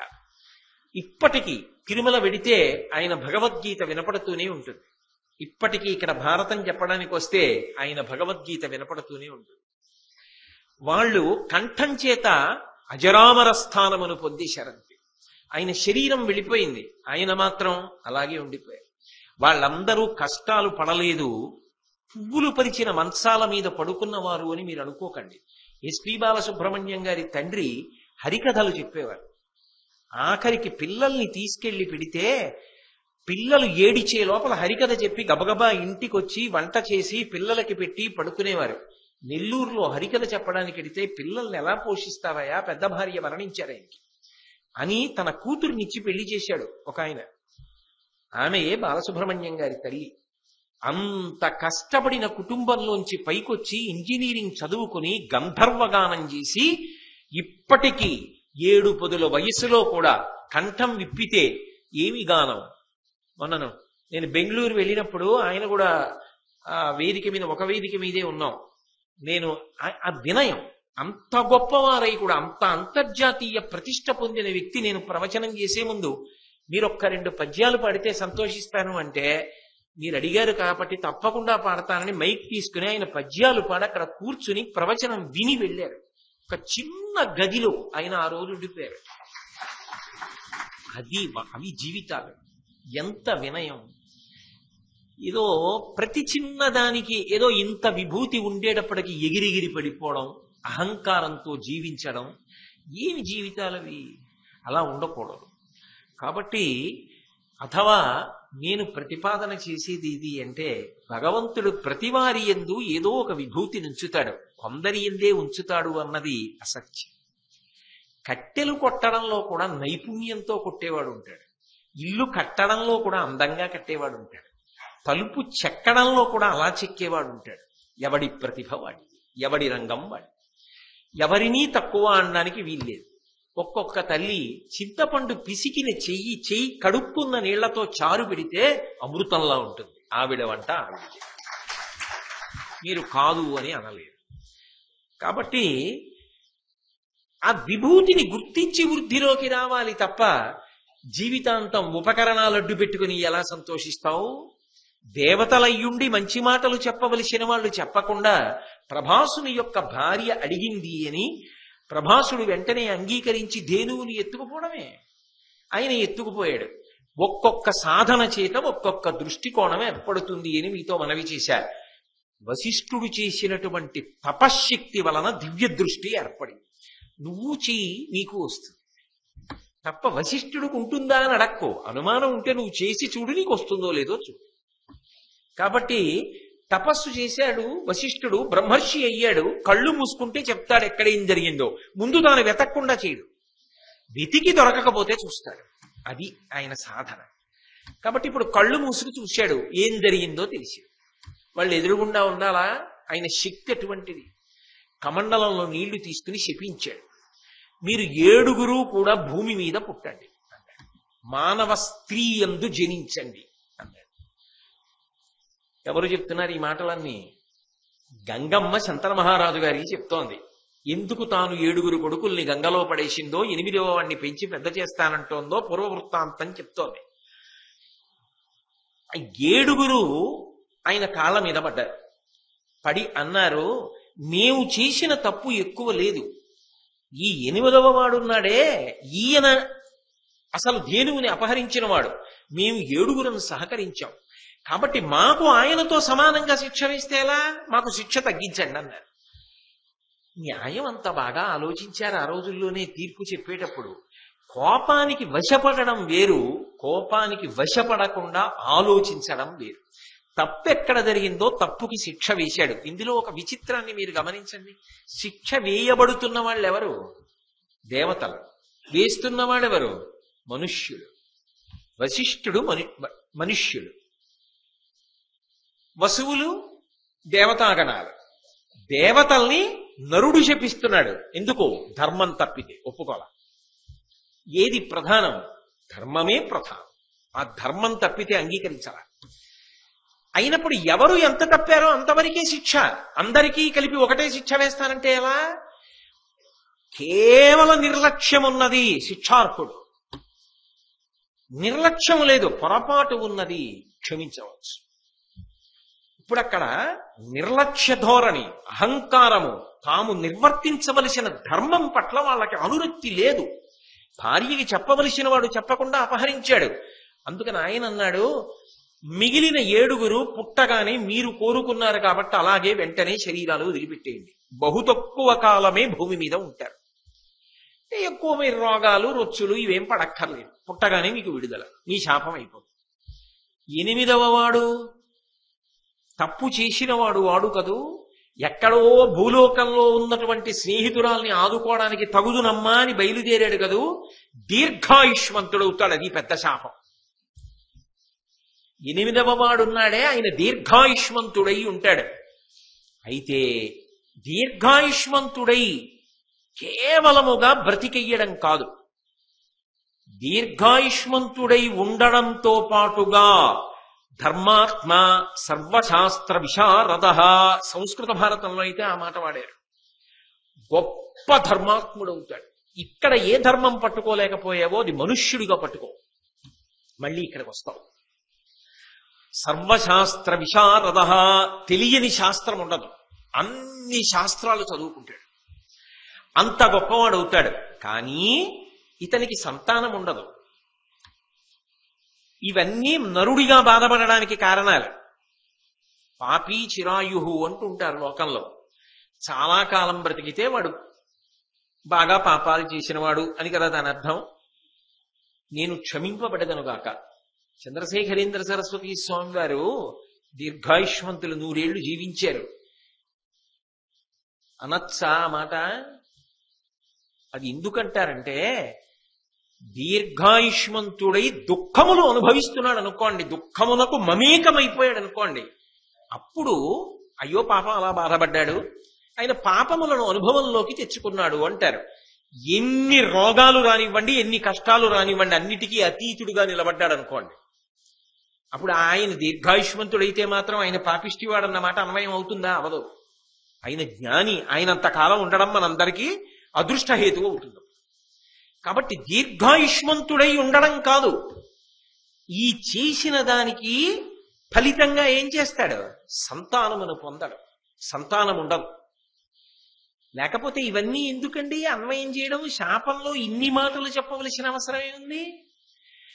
సంతానమును పొందడు, దీర్ఘాయుష్మంతుడవుతాడు, సర్వశాస్త్ర విశారదుడవుతాడు, పరమధర్మాత్ముడవుతాడు. అన్నిటికన్నా గొప్ప విశేషం ఏమిటో తెలుసా? పితుః ప్రియహితే యుక్త స్త్రీభోగాన్ వర్జయిష్యతి. అనితర సాధ్యమైన ప్రజ్ఞని పొందుతాడు. తండ్రి కొరకు స్త్రీభోగాన్ని కూడా విడిచిపెట్టేస్తాడు. అసలు రాజులంటేనే కామినీ కాంచనములు వాళ్ళ జీవితాలు. అటువంటి దాంట్లో ఈ భీష్ముడికి శాస్త్రము యొక్క స్పర్శ వలన, శాస్త్ర ప్రావీణ్యత వలన కాంచనమునందు అనురక్తి ఉండదు. తండ్రికిచ్చిన మాట వలన కామిని యందు అనురక్తి ఉండదు. కామినీ కాంచనముల యందు అనురక్తి లేక ధర్మమునందే అనురక్తి ఉన్నవాడు మహాపురుషుడు కాక వేరొకటి ఏమవుతాడు? నరుడై పుట్టి కూడా చిక్కుతున్నాడు వశిష్ఠుడు. పుట్టుకలోనే మహాభారతమన్న గుడారానికి మూలస్తంభాన్ని నిర్మిస్తున్నాడు శాపవాక్కు రూపంలో. కాబట్టి అటువంటి వాడవుతాడు. అనగానే ఈ మిగిలిన 7 అన్నారు, ఇంత గొప్పవాడుగా జీవించవలసిన వాడు కాబట్టి మేము కూడా మా తేజస్సులలో పావు వంతు ఈయనకి ధారపోసేస్తాం. కాబట్టి 1/3 వంతు తేజస్సు మాది కలుస్తుంది. ఇప్పుడు ఇంకొక ప్లస్ పడింది. ఏమిటి? వశిష్ఠ మహర్షి శాపంలోనే ఆయనకి అన్ని రకములైన తేజస్సులను అనుగ్రహిస్తున్నాడు ఆ 8వ వసువుకి పుట్టినప్పుడు. కాబట్టి పుట్టినప్పుడే ఆ పిల్లవాడు ఎంత తేజోవంతుడు కావాలి. నిన్నటి దగ్గర నుంచి ఒక్కసారి జ్ఞాపకం తెచ్చుకోండి. ఎంతటి మహాపతివ్రత సునందాదేవి భర్తని అంత గొప్పగా అనుగమించింది. ఆమె ప్రతీప మహారాజు ఎంత గొప్పవాడు, జితేంద్రియుడను అని చెప్పుకున్నాడు. భార్య యందు తప్ప నాకు కామము లేదు అని చెప్పుకున్నాడు. నా కామమంత ధర్మబద్ధం, అన్య స్త్రీ యందు నా మనసు ప్రవర్తించదు అని చెప్పుకున్నాడు. అటువంటి తాత. శంతన మహారాజు వృద్ధుల్ని ముట్టుకుంటే వాళ్ళకి యవ్వనం వస్తుంది. అటువంటి తండ్రి. సమస్త ప్రాణుల యొక్క పాపములను తొలగించగలిగిన శక్తి కలిగినటువంటి దివ్యమైనటువంటి స్వరూపమున్నది గంగమ్మ తల్లి. 7 వసువుల యొక్క పావు వంతు తేజస్సు కలిసింది. అదొక గొప్ప విశేషం. వశిష్ఠ మహర్షి శాపంలోనే దీర్ఘాయుర్దాయాన్ని, శాస్త్ర పరిజ్ఞానాన్ని, స్త్రీభోగాన్ని విసర్జించగలిగినటువంటి గొప్ప ఆత్మశక్తిని అనుగ్రహిస్తున్నాడు. ధర్మాత్ముడు అని చెప్తున్నాడు. ఇన్ని విశేషాలు ప్లస్ లో పక్కన పడిపోతున్నాయి. ఇవన్నీ కలిపి 8వ పిల్లవాడు పుట్టాడు. మరి బాలార్క తేజస్సు కాక ఎలా ఉంటాడు ఆ పిల్లాడు? అందుకుని నీకు వీడిని చూస్తే బ్రతికించుకోవాలని కోరిక పుట్టింది. 7 విషయంలో నీకు ఇది పుట్టలా శంతన మహారాజా. నేను 7 పట్టుకెళ్లి గంగలో పడేశాను అన్న మాటకు అర్థం ఏమిటో తెలుసా? నా ఒళ్ళోనే పడేసుకున్నాను. అక్కడ నీటిగా ఉన్నాను, ఇక్కడ మానవ రూపంలో ఉన్నాను. నా ఒళ్ళోనే పడేసుకుని వాళ్ళకేం చేశాను? మళ్ళీ వాళ్ళ తేజస్సులతో వాళ్ళ దేవతా పదములను పొందడానికి వీలుగా ఈ శరీరముల నుంచి విడుదలను కటాక్షించాను. అది వాళ్ళని నేను అనుగ్రహించినటువంటి విశేషం. అది తెలియక నన్ను పరుషంగా భావన చేసి ఉంటావు బహుశః అని. ఇన్ని కారణముల చేత ఈ పిల్లవాడు ఇంతటి తేజోవంతుడు. ఈ పిల్లవాడిని నేను తీసుకెళ్లి పెంచి పెద్ద చేసి చాలా చాలా యోగ్యుడైనటువంటి కుమారుడిగా తీర్చిదిద్ది తీసుకొచ్చి నీకు అప్పచెప్తాను. నేను మానవ వనిత యొక్క రూపాన్ని ధరించి నీకు భార్యనైనందుకు ఇంత గొప్ప పిల్లవాణ్ణి నీకు కుమారుడిగా ఇవ్వగలిగాను అని తృప్తి పొందుతాను. అది నీకు భార్యగా కొంతకాలం నేను ఉన్నందుకు నేను పొందేటటువంటి సంతోషం అని ఆ భార్యాస్థానం యొక్క విలువని ఆవిష్కరిస్తూ ఆమె పిల్లవాణ్ణి తీసుకుని నిర్గమించింది. ఇక్కడ శంతన మహారాజు మళ్లీ వివాహం చేసుకోలేదు. ఆయన కేవలం ఆ గంగాదేవి యొక్క తలపులతో ఉండిపోయాడు. చాలా కాలం అలాగే ఉండిపోయాడు. కొంతకాలం అయిపోయింది. మళ్ళీ ఒకనాడు గంగా తీరంలో వేటాడడానికి వెళ్ళాడు. ప్రజల్ని కన్నబిడ్డలలా పరిపాలన చేస్తూ ఉన్నాడు. ఆ గంగా తీరంలో అరణ్యంలో వేటాడడానికి వెళ్ళినప్పుడు అకస్మాత్తుగా రోజు ఆయన చూసేటటువంటి గంగా ప్రవాహం చిక్కిపోయి కనపడింది. గంగా ప్రవాహం చిక్కిపోవడం అంటే ఎలా తెలుస్తుంది? ఒడ్లు తరిగిపోతాయి. ఒడ్లు ఉరుసుకుంటూ నది ప్రవహించిందనుకోండి స్థూలంగా ఉంటుంది. ఒడ్లు బయటికి వచ్చేసాయి అనుకోండి, ఇసుక తిన్నెలు పైకి వచ్చేసి మధ్యలో సన్నగా ప్రవహిస్తోంది అనుకోండి, అకస్మాత్తుగా గంగ సన్నబడిపోయి చిక్కిపోయినట్టుగా ఉంటుంది కాదు. అయితే నన్నయ్య గారి భావన చాలా గొప్పది. ఇదేమిటి ఇన్నాళ్ళు ఇంత ఒరవడితో ప్రవహించే గంగ ఇంత చిక్కిపోయిందేమి ఇవ్వాలా అనుకుని ఆయన అనుకున్నట్ట, బహుశా నన్ను విడిచి వెళ్ళినటువంటి బెంగ చేత చిక్కిపోయిందేమో అనుకున్నట్టు. ఇవాళ చిక్కిపోవడం ఎందుకు? విడిచి వెళ్ళిపోయిన బెంగ అయితే ఎప్పుడు మరునాడే చిక్కిపోవాలిగా గంగ. మరి ఇన్నాళ్ళు బాగుందిగా ప్రవాహం అని అనుకుని నిన్నటి వరకు ప్రవహించిన గంగ ఇవాళే చిక్కిపోవడం ఏమిటి? ఆశ్చర్యం కదా. ఏదో క్రమక్రమంగా ఏదో వర్షాలు తగ్గో ఎండలు బాగా ఎక్కువైపోయి గ్రీష్మ ఋతువు రావడం వల్ల నీరు ప్రవాహం తగ్గిపోయి ప్రవాహం సన్నబడింది అంటే అర్థం ఉంది. నిన్ననేమో బ్రహ్మాండమైన ఝరితో ప్రవహించిందా, ఇవాళేమో సన్నబడిపోయిందా, ఏమిటి కారణం అని అన్వేషిస్తూ అలా ముందుకు వెళ్ళాడు. ఒక పిల్లవాడు కనబడ్డాడు. వాడు దివ్యమైనటువంటి భూషణములు ధరించాడు, గొప్ప రాచ తేజస్సుతో ఉన్నాడు. వాడు ధనస్సులోంచి బాణములను తీసి ప్రయోగిస్తున్నాడు. ఆ ప్రయోగించినటువంటి నైపుణ్యము వలన గంగా ప్రవాహానికంతటికీ అడ్డుకట్ట కట్టాడు. ఎవరికి? అమ్మతో అడుగుంటున్నాడు అని దాని అంతరార్థం. గాంగేయుడు, గంగ యొక్క కుమారుడు కాబట్టి ఆ ప్రవాహం ఆ బాణముల యొక్క పరంపర వలన అది అడ్డొచ్చిన కారణం చేత ప్రవాహం వెనక్కుండిపోయి నీళ్లు తక్కువ వస్తూ చిక్కిపోయి, నీటిని ఇలా బాణములతో అడ్డుకట్ట వేయడం అంటే మాటలు కాదు కదా. ఈ పిల్లవాడికి ఇంత చిన్న వయస్సులో ఇంత శక్తి ఎలా వచ్చింది అన్నది మొదటి ఆశ్చర్యానికి కారణం. రెండు, ఆ పిల్లవాడిని చూసేటప్పటికీ తనలో ఏదో తండ్రితనం పొంగింది.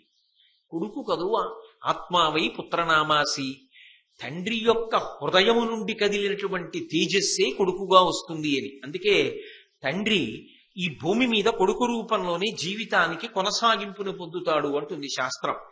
కాబట్టి ఆ పిల్లవాడిని చూసేటప్పటికీ తనలోని తండ్రితనం పొంగి సంతోషించాడు. ఎవరి పిల్లవాడు అని తెలుసుకోవాలనుకున్నాడు. ఈలోగా ఆ గంగా నీటి రూపంలో ఉన్నటువంటి గంగమ్మ స్త్రీ రూపాన్ని ధరించి మళ్ళీ పైకి లేచి వెళ్ళి కొడుకు చెయ్యట్టుకుని ఆడుకుంటున్న పిల్లవాడిని కొడుకుని చెయ్యి పట్టుకుని అమ్మ తీసుకొస్తుందే అలా తీసుకొచ్చి, ఎంత నాటకీయమైన వర్ణనండి. శబ్దము చేత ప్రత్యక్ష ప్రసారం చేస్తారు, అంత అందంగా కళ్ళకి కనపడేటట్టుగా చూపిస్తారు. అది రచన అంటే. అందుకని వాళ్ళు ఋషి సదృశులు అయ్యారు, కుచులే మహానుభావులు.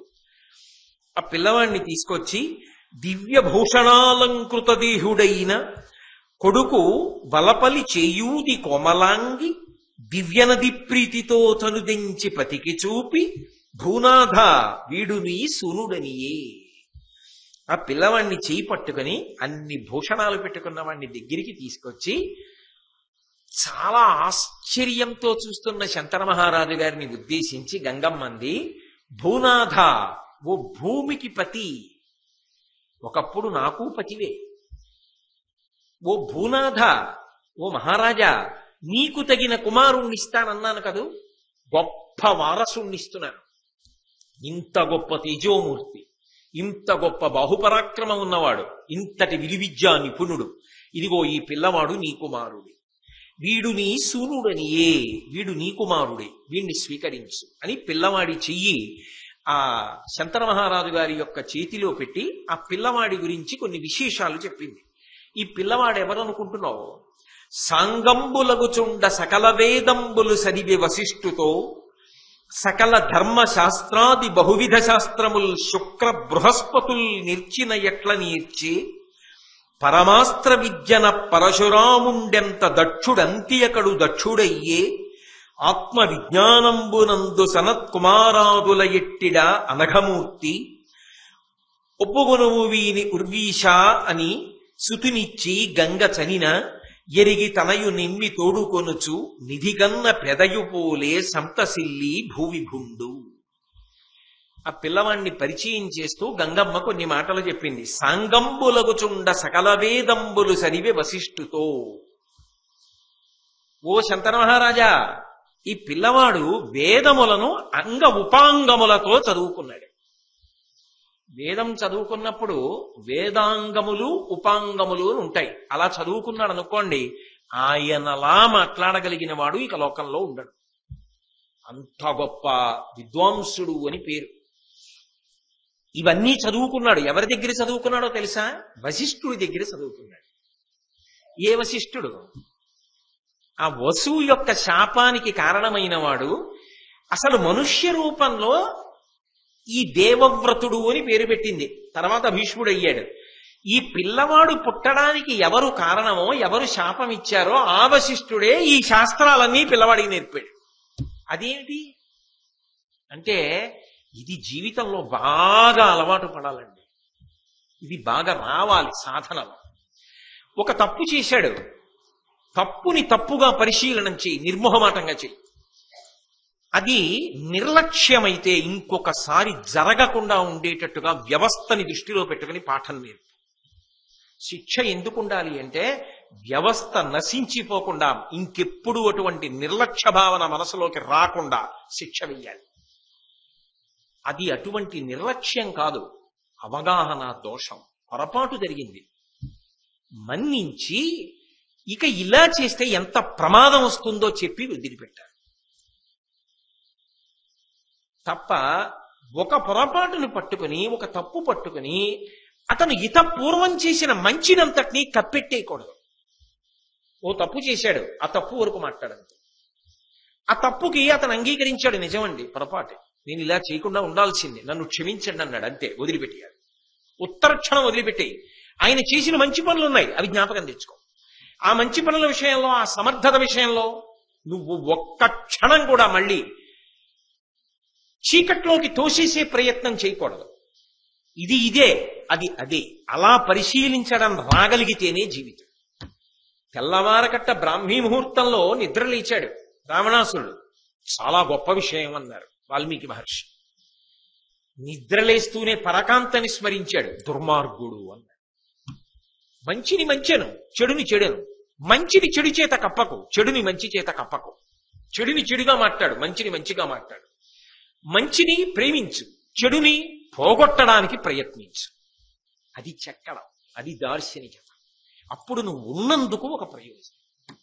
అలా లేకుండా జీవించకూడదు. ఎక్కడ నీ ధర్మం ఏదో నీకు ఒక పరిపూర్ణమైన అవగాహనతో ఉండగలగాలి.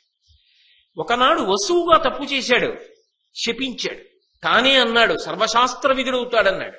ఆ పిల్లవాడు పుట్టాడు, గంగమ్మ తీసుకొచ్చి పాఠం నేర్పంది. ఏమిటి కష్టం నీకు? వీడు ఎప్పుడో వసువుగా ఉన్నప్పుడు తప్పు చేశాడు, ఇప్పుడు పాఠం చెప్పనడానికే. ఇప్పుడు ఇంకొకటి, తన శాపం చేత మనుష్యుడిగా వచ్చాడు. మనుష్యుడన్నవాడు గురువును ఆశ్రయించి శాస్త్రాలు నేర్చుకోవాలి. పిల్లవాడు వచ్చి నమస్కారం చేసి అడిగాడు, హే బ్రహ్మన్ పాఠం నేర్పండి అని అడిగాడు. తల్లి తీసుకొచ్చి పాఠం నేర్పమని అడిగింది. చెప్పకపోతే ఎలా? చెప్పాడు వశిష్ఠుడు. ఎంత ఆశ్చర్యం! వీడు నా ధేనుని ఎత్తుకుపోయిన వాడు, నేనే చెప్పించాను, వీడికా పాఠం అనలేదు వశిష్ఠుడు. అందుకు వినాలి భారతం. ఎక్కడ వరకు తప్పో అక్కడ వరకే, ఏది ఒప్పో అది ఒప్పు. నువ్వు చేయవలసిన కర్తవ్యాన్ని నువ్వు మర్చిపోకూడదు. అది ఏ రాగద్వేషముల చేత కప్పబడకుండా నువ్వు ప్రకాశిస్తూనే ఉండాలి. అలా అది జీవితం అంటే, అది మర్యాద అన్న 3 అక్షరాలు. అందుకే ఒకనాడు తప్పు చేశాడు, శపించాడు, ఇవాళ శాస్త్రం నేర్పమని అడిగాడు, శాస్త్రాలు నేర్పాడు. అయితే విశేషం ఏమిటో తెలుసా? వశిష్ఠుడి దగ్గర ఇంత విద్యాభ్యాసం చేసిన వాళ్ళు మీకు ఇద్దరే కనపడతారు. ఒకడు త్రేతాయుగంలో రామచంద్రమూర్తి, ద్వాపర యుగంలో భీష్మాచార్యుల వారు, వీళ్ళిద్దరే. ఎందుకని నేను ఈ మాట అంటున్నానంటే, సాంగంబులగుచుండ సకల వేదంబులు సరివే వశిష్ఠుతో. ఏం మామూలుగా పాఠం నేర్చుకోవడం కాదు వశిష్ఠ మహర్షి దగ్గర. ఎలా నేర్చుకున్నాడో తెలుసా? సాంగంగా సకల వేదాలు నేర్చుకున్నాడు. అంటే అంగములతో కలిపి నేర్చుకున్నాడు. వేదం చదువుకోవడమే చాలా గొప్ప, ఎందుకంటే స్వరప్రోక్తం.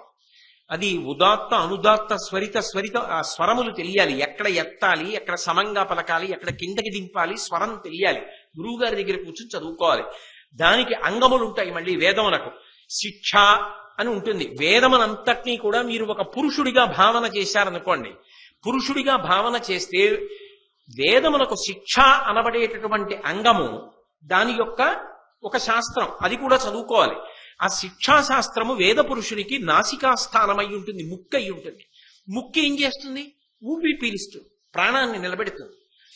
ఆ ఊపిరే వాక్ అవుతుంది, శబ్దం అవుతుంది. అందుకే ఊపిరి తీస్తూ మాట్లాడండి అన్నారనుకోండి, మీరు మాట్లాడలేరు.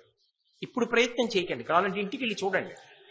నేనైనా వాక్య నిర్మాణం చేసేటప్పుడు నాకు తెలియకుండానే నాలో ఒక లెక్క ఉంటుంది.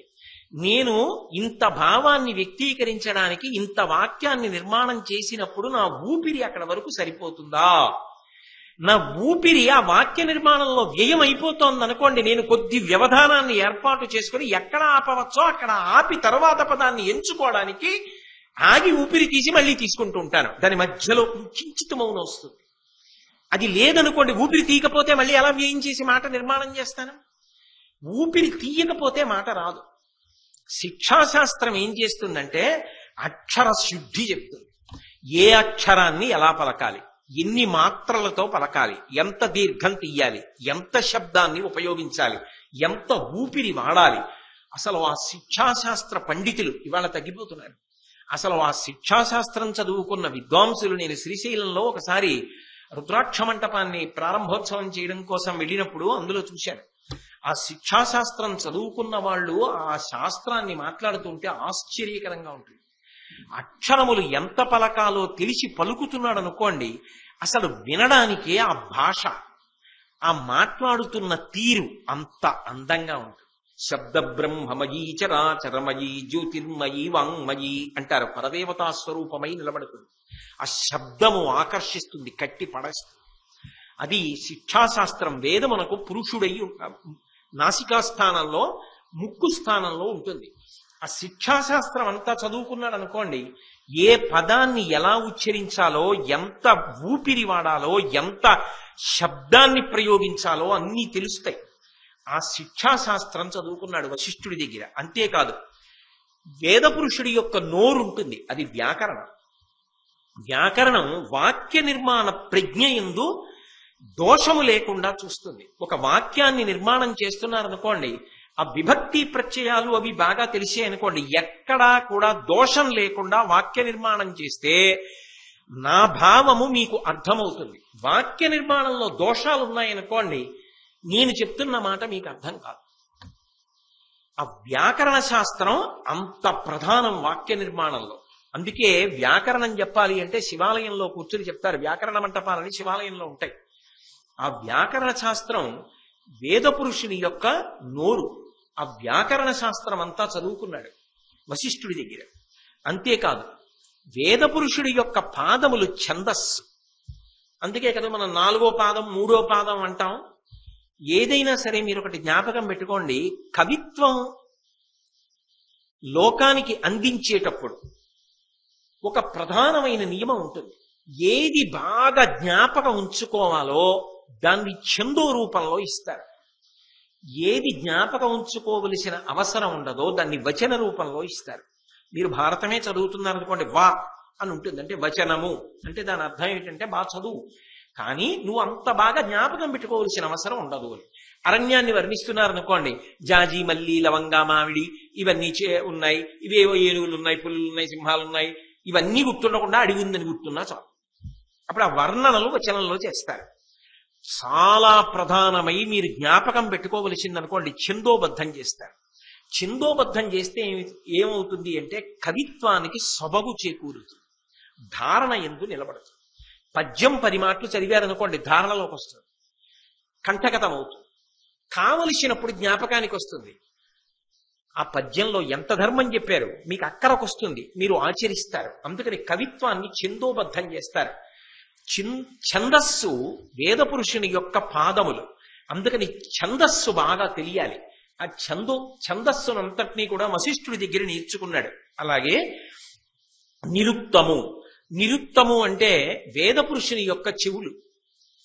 నిరుక్తం తెలుసుకుంటే ఏమవుతుంది అంటే వేదమునందు ఉపయోగించినటువంటి పదముల యొక్క అర్థము తెలుస్తుంది. నిఘంటువు పక్కన పెట్టుకున్నారనుకోండి, ఏదైనా ఒక పదానికి అర్థం తెలియకపోతే నిఘంటువులో చూస్తారు. చూస్తే తెలుస్తుంది. సంస్కృతం అనుకోండి, అమరకోశంలో చూస్తారు, తెలుస్తుంది. ఓ ఈ పదానికి ఇది అర్థం అని తెలుస్తుంది. కానీ సాధారణంగా ఆ మాటని బయట ఉపయోగించినప్పుడు, లౌకికంగా ఉపయోగించినప్పుడు, వేదంలో ఉపయోగించినప్పుడు చాలా తేడా ఉంటుంది అర్థం.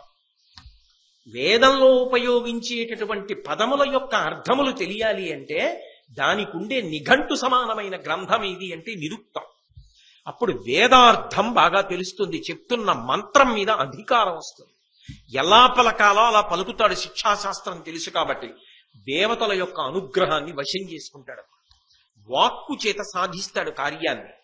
ఇప్పుడు అటువంటి చాలా గొప్పదైన నిరుక్తాన్ని వశిష్ఠుడి దగ్గరే నేర్చుకున్నాడు. అలాగే జ్యోతిషం వేద పురుషునికి నేత్రస్థానంలో ఉంటుంది. ఈ కన్ను ఉందనుకోండి, నేను దూరంగా ఉన్నది చూడగలుగుతాను. ఇక్కడ కూర్చుని ఎక్కడో వెలుగుతున్న దీపాన్ని చూస్తున్నాను. కన్నులు లేవనుకోండి, దూరంగా ఉన్నదాన్ని చూడలేడు, తడువుకుని బ్రతకాలి. జ్యోతిషం ఏం చేస్తుందంటే ప్రధానంగా నువ్వు ఏ కర్మలను ఏ కాలమునందు అనుష్ఠించి దేవతల యొక్క అనుగ్రహమును పొందవచ్చో లెక్క కట్టి కాలమును గణన చేసి ముందుకి చూస్తుంది. గ్రహముల యొక్క కదలికలని తెలుసుకుంటుంది. తెలుసుకుని శుభాశుభ ఫలితములలో అశుభాన్ని పరిహరించుకుని శుభాన్ని పొందడానికి, దైవ సంబంధమైన కర్మ చెయ్యడానికి యోగ్య కాలమును నిర్ణయం చేస్తూ ఉంటుంది. అలా చెయ్యాలి అంటే ముందుకి చూడగలిగిన శక్తి కలగాలి. అది జ్యోతిష శాస్త్రం అంటారు. అందుకే మహాభారతంలో భీష్ముడు ఉత్తర క్షణం వేళ్ల మీద లెక్క కట్టి చెప్తాడు, అధిక మాసాలతో పూర్తయిపోయింది అరణ్యమాస అజ్ఞాతవాసములు అంటాడు. కాల గణనము తెలుస్తుంది. అది తెలిసున్నవాడు కాలాతీతుడు కాగలడు. జ్యోతిష శాస్త్రం భారతదేశము గర్వించదగ్గ శాస్త్రం. అంత గొప్ప శాస్త్రం ఆ శాస్త్రం. కాబట్టి అది వేదపురుషుని యొక్క నేత్రస్థానం. అటువంటి జ్యోతిష శాస్త్రాన్ని వశిష్ఠుడి దగ్గరే నేర్చుకున్నాడు. అలాగే కల్పము అని ఒక అంగము వేదమునకు. కల్పము బాహుస్థానంలో ఉంటుంది. బాహువులు ఉన్నాయనుకోండి, చేతులు పని చేయడానికి ఉపయోగపడతాయి. అలాగే కల్పం ఏం చేస్తుంది అంటే, మీరు ఏదైనా ఒక గొప్ప అనుగ్రహాన్ని దేవతల ద్వారా పొందాలి అని అనుకున్నారనుకోండి, ఏదో ఒక వ్రతం చెయ్యాలి, లేకపోతే ఒక హోమం చెయ్యాలి. ఆ హోమానికి ఇటకలు ఎలా పేర్చాలి, ఏవి తేవాలి, ఎంత నిడివి ఉండాలి, ఏ పదార్థములు ఉపయోగించాలి, ఏ మంత్రములను సంపుటీకరణం చేయాలి, వాటిని ఎలా పలకాలి, ఏ పద్ధతిలో ఉపయోగించాలి, ఈ పదార్థం ఎప్పుడు వెయ్యాలి, ఏది ఎక్కడ పెట్టాలి, దాన్ని ఎలా పూర్తి చెయ్యాలి, ఇవన్నీ కూడా కల్పం చెప్తుంది. అందుకే సత్యనారాయణ వ్రత కల్పము, వరలక్ష్మీ వ్రత కల్పము అంటారు. కల్పము అంటే అది అట్లు చేయవలెను అది చెప్తుంది. ఆ కర్మ విధానాన్ని చెప్తుంది. ఈ కల్పాన్నంతటినీ నేర్చుకున్నాడు. దాని మీద అధికారి మహానుభావుడు. అందుకే రాజసూయాగం చేసేటప్పుడు ధర్మరాజు గారంతటి వాడు భీష్ముణ్ణి ఏది ఎక్కడ ఎలా జరుగుతోందో అలా జరిగేటట్టుగా ఉన్నదా లేదా పరిశీలించడానికి నియామకం చేశాడు భీష్ముణ్ణి, ద్రోణుణ్ణి. ఇంత శాస్త్రపారంగతుడు. ఇవన్నీ కూడా వేదము యొక్క అంగములంటారు. కాబట్టి శిక్ష, వ్యాకరణము, ఛందస్సు, నిరుక్తము, జ్యోతిషము, కల్పము, ఈ 6 వేదము యొక్క అంగములు. ఇక ఉపాంగములు కొన్ని ఉంటాయి. అవి న్యాయము, మీమాంస, పురాణము అని పిలుస్తారు. ఇందులో నేను పెద్ద విశేషంగా ఈ ఉపాంగముల గురించి స్పృశించను గాని, న్యాయం ఎందుచేత అంటే సమయం సరిపోవద్దు. న్యాయశాస్త్రమునకే తర్కశాస్త్రము అని పేరు. తర్కం ఏం చేస్తుందంటే ప్రతిపాదించిన సిద్ధాంతమును రూఢము చేస్తుంది. అంటే మంగళప్రదమైన దాన్ని దేన్నైనా మీరు నిలబెట్టారనుకోండి, అది పడిపోకుండా ఆపాలి. పెళ్లి రాట అని ఒకటి వేస్తుంటారు. పెళ్లి చేసేటప్పుడు ఇంటి ముందు రాట వేస్తారు.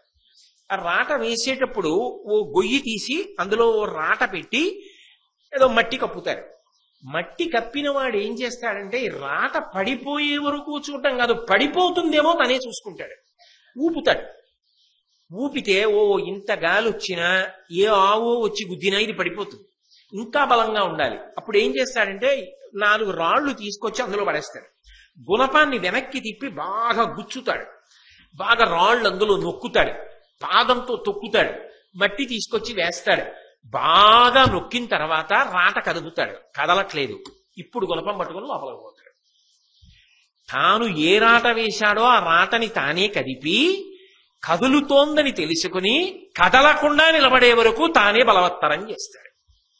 న్యాయశాస్త్రం అంటే తర్కము. న్యాయశాస్త్రం అంటే నేను చెప్తున్నది ఏదో న్యాయస్థానాల్లో తీర్పులకు సంబంధించింది కాదు. తర్కము అంటే ఒక విషయాన్ని చెప్పేటప్పుడు నేను దీన్ని ఇలా చెప్తే అవతల వాడికి అనుమానం ఉండిపోతుందా, అనుమానం లేకుండా నివృత్తి అవడానికి ఎలా చెప్పాలి ఆలోచన చేస్తాడు. తాను శ్రోత అవుతాడు. ఇది నేను ఇలా చెప్పాను అనుకోండి, వాళ్ళకి అనుమానం వస్తుంది. ఇది ఇలా ఎలా జరుగుతుందండి అంటారు కదా. వాడు అనుమానంతో ఇంటికెడితే విన్న అన్నిటికన్నా ఇది ఇలా ఎందుకు ఉండిపోయిందో చెప్పలేదే దుర్మార్గుడు అనుకుంటూ వెళ్ళిపోతారు. కాబట్టి ఇది నేను శ్రోతనై ఏది అనుమానం ఉండిపోతుందో అది నేను గుర్తు పెట్టుకుని అనుమానం పోవడానికి బాగా రాట పాతాలి. అది పోవడానికి వీలుగా నేను సిద్ధాంతాన్ని బలపరచాలి. నేను చెప్పిన దాన్ని న్యాయంగా హేతుబద్ధంగా చెప్పాలి. అలా చెప్తే తర్కశాస్త్ర ప్రవీణుడు అంటారు. అది ఒక మాటని ఆవిష్కరించడంలో అంతటి ప్రజ్ఞాశాలి అవుతాడు. అలా కుదరదన్ననాడు అసలు దాన్ని ప్రతిపాదన చేయదు. ఎంత నియంత్రణ వస్తుందో చూడండి. అది తర్కం అంటారు. మీమాంస అంటే నిదానికి విచారణ అని. మీమాంస పూర్వమీమాంస ఉత్తరమీమాంస అని రెండు ఉంటాయి. పూర్వమీమాంస అంటే కర్మశాస్త్రం మీద, ఉత్తరమీమాంస అంటే వేదాల జ్ఞాన భాగం మీద బ్రహ్మసూత్రములు అని. పూర్వమీమాంస ఉత్తరమీమాంస ఈ రెండు కలిపి విచారణ. బాగా వేదాంతాన్ని పరిశీలనం చేసి జ్ఞానమును పొందుతాడు. పొంది ఆ జ్ఞానము చేత మోక్షానికి వెళ్ళిపోతాడు. అది మీమాంస. మూడవది పురాణము. పురాణము అంటే ఏదో కల్పితగాథ కాదు, యథార్థముగా జరిగిన కథ. వేదములో ఉన్నటువంటి విషయాన్ని జరిగిన ఒక కథతో కలిపి పరమ సత్యాల్ని ఆవిష్కరించి మనిషి జీవితం మెరుగుపడడానికి వీలుగా ప్రతిపాదన చేస్తారు. నువ్వు పట్టుకోగలిగితే అంతే తప్ప పురాణాలు ఎందుకు పనికొస్తాయండి అని ఆరాట దగ్గరే కూర్చుంటానన్న వాడికి అది ఎందుకు పనికిరాదు. ఇది వాడి దృష్టికోణమే అంత. వాడు ఎందుకు వింటాడో తెలుసా? అందులో ఏదో ఒక్క ముక్క పట్టుకుని ఆ ఒక్క వాక్యం చెప్పి ఇదిగోనండి ఇది ఎలా నిలబడుతుందండి అని ఓ పనికి మాలిన చర్చోటి పెట్టి కూర్చుంటాడు. అంతేకాని దాని ద్వారా ఏ ప్రయోజనం పొందుదాం వాడి జీవితంలో వాడికి ఆలోచన రాదు, వాడు ఉద్ధరణ పొందలేడు. కాబట్టి పురాణము అది ఎప్పుడో జరిగినదైనా ఎప్పటికీ నవీనమే. అది జీవులను ఉద్ధరిస్తుంది. లేకపోతే ఇప్పుడు ఈ కథ అంతా ఎందుకండి అంటే ధర్మమునందు అనురక్తినిస్తుంది. ఇవన్నీ చదువుకున్నాడు భీష్మాచార్యుల వారు. ఎవరి దగ్గర? ఎవరు తన జన్మకి కారణమయ్యాడో, ఎవరు శపించాడో ఆ వశిష్ఠుడి దగ్గర. ఇప్పుడు వశిష్ఠుడు ఎంత గొప్పగా నిలబడ్డాడు. వసువుగా వచ్చిన వాడు ఏదో వరం చేత శాస్త్రాలు వచ్చేయడం కాదు, ఎంత కష్టపడితే వచ్చాయి ఆ వయస్సుకి ఇవన్నీ. నీకు గొప్ప కొడుకుని ఇస్తానయ్యా అంది. ఎలా తయారు చేసింది? ఏ గురువుని పట్టుకోవాలో ఆ గురువు ద్వారా తయారు చేసింది. అంటే నీ జీవితంలో చెక్కగలిగిన వాడెవరంటే గురువు ఒక్కడే. ఆ వశిష్ఠుడు ఇంత గొప్పవాణ్ణి తయారు చేశాడయా. ఒక్క మాటలోనే చెప్పింది విషయాన్ని. దీనికి నేను చెప్పినంత ప్రసంగం ఏం చేయలేదు ఆవిడ. చెయ్యలేక కాదు, చెయ్యగలిగి చెయ్యకుండా తక్కువ చెప్పడం గొప్ప విషయం. 2 గంటలలో చెప్పవలసిన దాన్ని 2 నిమిషాల్లో చెప్పినవాడు ప్రజ్ఞావంతుడు. 2 గంటలు చెప్పండి అంటే అవకాశం ఇచ్చారు. 2 నిమిషాల్లోనే చెప్పండి 2 గంటలు చెప్పిందంటే అప్పుడు అగ్ని పరీక్ష కాదు. కాబట్టి సాంగంబులగుచుండ సకల వేదంబులు సరివే వశిష్ఠుతో. త్రేతాయుగంలో రాముడు చదివాడయా అన్యాపదేశంగా, నేనంటున్న మాట. ద్వాపర యుగంలో భీష్ముడు చదివాడు. అంతేకాదు సకల ధర్మశాస్త్రాది బహువిధ శాస్త్రముల్ శుక్ర బృహస్పతులు నేర్చిన ఎట్లు నేర్చే. దేవతలందరికీ గురువు బృహస్పతి, రాక్షసులందరికీ గురువు శుక్రాచార్యుడు. అయినా ఆయన రాక్షసులకు గురువు, ఈయన దేవతలకు గురువు అని ఒకళ్ళు ఎక్కువ ఒకళ్ళు తక్కువ ఏమి ఉండదు. ఇద్దరూ శాస్త్రమునందు సమానులే, ఇద్దరూ శాస్త్రమునందు సమానులే. అందుకే అసలు ఆ గురువులలో ఉన్న గొప్పతనం ఏమిటో తెలుసా? తనని చంపడానికి పుట్టిన వాడికి విలువిద్య నేర్పాడు ద్రోణాచార్యుల వారు. తనకి వ్యతిరేకమైనటువంటి, తన శిష్యులకు వ్యతిరేకమైనటువంటి దేవతలకి గురువు బృహస్పతి, రాక్షసులకి గురువు శుక్రాచార్యుల వారు. దేవతలకి గురువైన బృహస్పతికి కొడుకు పుట్టాడు కచుడు. కచుడికి పాఠం ఎవరితో చెప్పించాడు? తను చెప్పలేదు. శుక్రాచార్యుల వారి దగ్గరికి వెళ్ళి పోయి నేర్చుకోవాలన్నాడు. శుక్రాచార్యుల వారు ఏం చేశాడు? నీకు నేను మృత సంజీవని నేర్పేస్తే మీ నాన్నకి దేవతలకి పనికొస్తుంది నీ చెప్పనలేదు, కూర్చోబెట్టుకు చెప్పాడు. ఆ వినయం చూసి పొంగిపోయి చెప్పాడు. ఎంత చెప్పేశాడో తెలుసా? ఆఖరికి నేను చచ్చిపోయినా పర్వాలేదు వీడు బతికితే చాలని కడుపులోకి పోయిన వాడికి మంత్రాన్ని ఉపదేశం చేసి కడుపు చీల్చుకుని పైకి వచ్చాక మళ్ళీ బతికిస్తాడో బతికించడో అయినా పాఠం చెప్పేశాడు. అది ఈ దేశపు గురువుల గొప్పతనం. అందుకు ఈ దేశానికి అంత ఖ్యాతి వచ్చింది గురుమండలం వల్ల. కాబట్టి ఎంత గొప్ప స్థాయికి వెళ్ళిన వాడో తెలుసా? ధర్మశాస్త్రంలో దేవతల గురువు బృహస్పతి, రాక్షస గురువు శుక్రాచార్యుడు. వాళ్ళిద్దరికీ ఎన్ని ధర్మశాస్త్రాలు తెలుసో అన్ని శాస్త్రములు ఈ పిల్లవాడికి తెలుసు. అంత చదువుకున్నాడు ఈ వయస్సులో. అంత గొప్పగా చదువుకున్నవాడు కాదు, దాని ఎందు పూనిక ఉన్నవాడు. అంతేనా? పరమాస్త్ర విద్య ఆ పరశురాముండెంత దక్షుడంతియకడు దక్షుడయ్యి. త్రేతాయుగంలో రామావతారంలో పరశురాముడి దగ్గర విలువిద్య రాముడు నేర్చుకోలేదు. కానీ పరశురాముడి యొక్క వైష్ణవ చాపాన్ని తాను గ్రహించాడు రాముడు. పరశురాముడిని ఓడించాడు యుద్ధంలో. భీష్ముడు ఈ విషయంలో ఒక మార్క్ ఎక్కువ. ఎందుకో తెలుసా? పరశురాముడి దగ్గర విద్య నేర్చుకున్నాడు. ఏ విద్య? ఆయనకి తెలిసున్న దానికన్నా ఎక్కువ అస్త్ర విద్య తెలిసున్న గురువు లోకంలో ఉండడు. ఆ పరశురాముడి దగ్గరే కదా ద్రోణాచార్యుల వారు కూడా నేర్చుకున్నది. ఆ పరశురాముడి శుశ్రూష చేసి విలువిద్యని అస్త్ర విద్యని అంతటినీ నేర్చుకున్నాడు. నేర్చుకోవడం కాదు, రాముడు పరశురాముడిని ఓడించినట్టే ఒకప్పుడు అంబ విషయంలో భీష్ముడు పరశురాముడితో యుద్ధం చేసి పరశురాముడిని ఓడించాడు. కాబట్టి రాముడు ఎలా పరశురాముడిని ఓడించాడో అలా తాను తన గురువునే ఓడించాడు. అప్పుడు గురువు ఎంత సంతోషిస్తాడు? మరి నన్ను మించిన వీలు కాడరా నా శిష్యుడు, పొంగిపోడు. రాముడు పరశురాముడి దగ్గర పాఠం నేర్చుకోవాలా, భీష్ముడు పరశురాముడి దగ్గర పాఠం కూడా నేర్చుకున్నాడు, విలువిద్య. ఆ కోణంలో చూసినప్పుడు బహుశः రాముడి కన్నా ఓ మార్కు ఎక్కువ పడుతుంది భీష్మాచార్యుల వారికి. ఎంత గొప్పవాడండి, ఎటువంటి గురువులండి. ఎవరి దగ్గర చదువుకున్నారండి అంటే వశిష్ఠుడి దగ్గర ఇవన్నీ చదువుకున్నాను, పరశురాముడి దగ్గర ఇవన్నీ నేర్చుకున్నాను. అంతేనా? కాదు. ఆత్మ విజ్ఞానంబునందు సనత్కుమారాదుల ఎట్టిడ అనఘమూర్తి.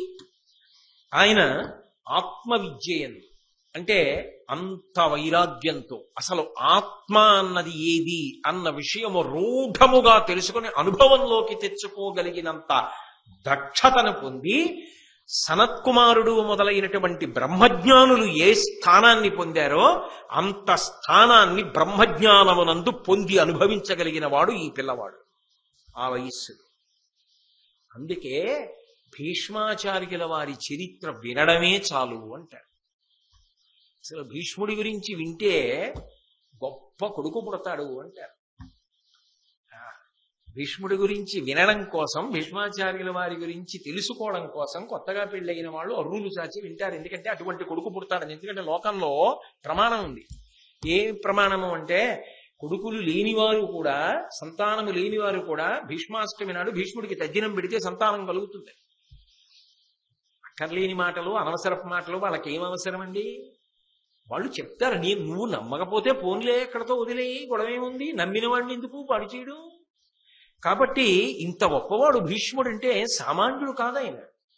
అటువంటి భీష్ముడు ఒప్పుకొనువు వీని ఉర్వీష అని సుతునిచ్చి గంగ చనినా, ఆ గంగ ఆ శంతన మహారాజు గారి భార్యగా, ఇంత గొప్ప కొడుకుని కన్న తల్లిగా, వాణ్ణి తీర్చిదిద్దిన తల్లిగా ఇంత గొప్ప కొడుకుని అప్పగించేటప్పుడు ఎంత పొంగిపోయి ఉంటుంది. నీ జన్మధన్యం పో, నేను భార్యనైనందుకు అని అనుకుంటుందా అనుకోదా?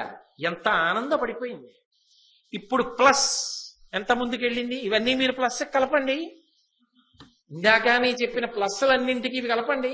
వశిష్ఠుడి దగ్గర శాస్త్రములు ప్లస్, పరశురాముడి దగ్గర అస్త్ర విద్య ప్లస్, సనత్కుమారాదుల వంటి బ్రహ్మజ్ఞానము ప్లస్, శుక్రాచార్యులు బృహస్పతి వంటి ధర్మశాస్త్ర నిష్ట ప్లస్, ఇంత వినయము, అన్నిటికన్నా గొప్ప ఇన్ని ఉండి అహంకారం ఉంటే రావణాసురుడు అవుతాడు. ఇంత వినయము, ఇన్ని ప్లస్సులు ఉన్నవాడి గురించి వినకపోతే ఇక మానవ జన్మకి సార్థక్యం ఏమిటండి? అసలు వాడి చరిత్ర కదా వినాలి. అసలు ఇంత గొప్పవాడు ఎలా మాట్లాడతాడు, ఎలా బ్రతుకుతాడు, ఏం చేస్తాడు జీవితంలో, అది వినాలని ఎవరికి ఉండదు. ఇంత గొప్పవాడు కాబట్టి ఉర్వీషాని సుతునిచ్చి గంగ చనిన ఎరిగి తనయు నిమ్మి తోడుకొనుచు నిధిగన్న పేదయోబోలే సంతసిల్లి భూమి భూండు. కటిక పేదవాడికి గొప్ప నిధి దొరికింది అనుకోండి, ఎంత సంతోషపడిపోతాడు. అంత సంతోషపడిపోయాట. ఎందుకని? పిల్లయి ఒంటరితనంలో ఉన్నాడు. 7 కొడుకులు వెళ్ళిపోయారు. ఎందుకు చంపేసిందో? చంపేసిందంటే గంగలో పడేసింది. లౌకికంగా అంతేగా. 8వ పిల్లవాడు దక్కాడు, యోగ్యుణ్ణి చేస్తానని తీసుకుపోయి. భార్య లేదా? ఉంది. పిల్లలు లేరా? ఉన్నారు. బ్రతికున్న కొడుకు లేడా? ఉన్నాడు.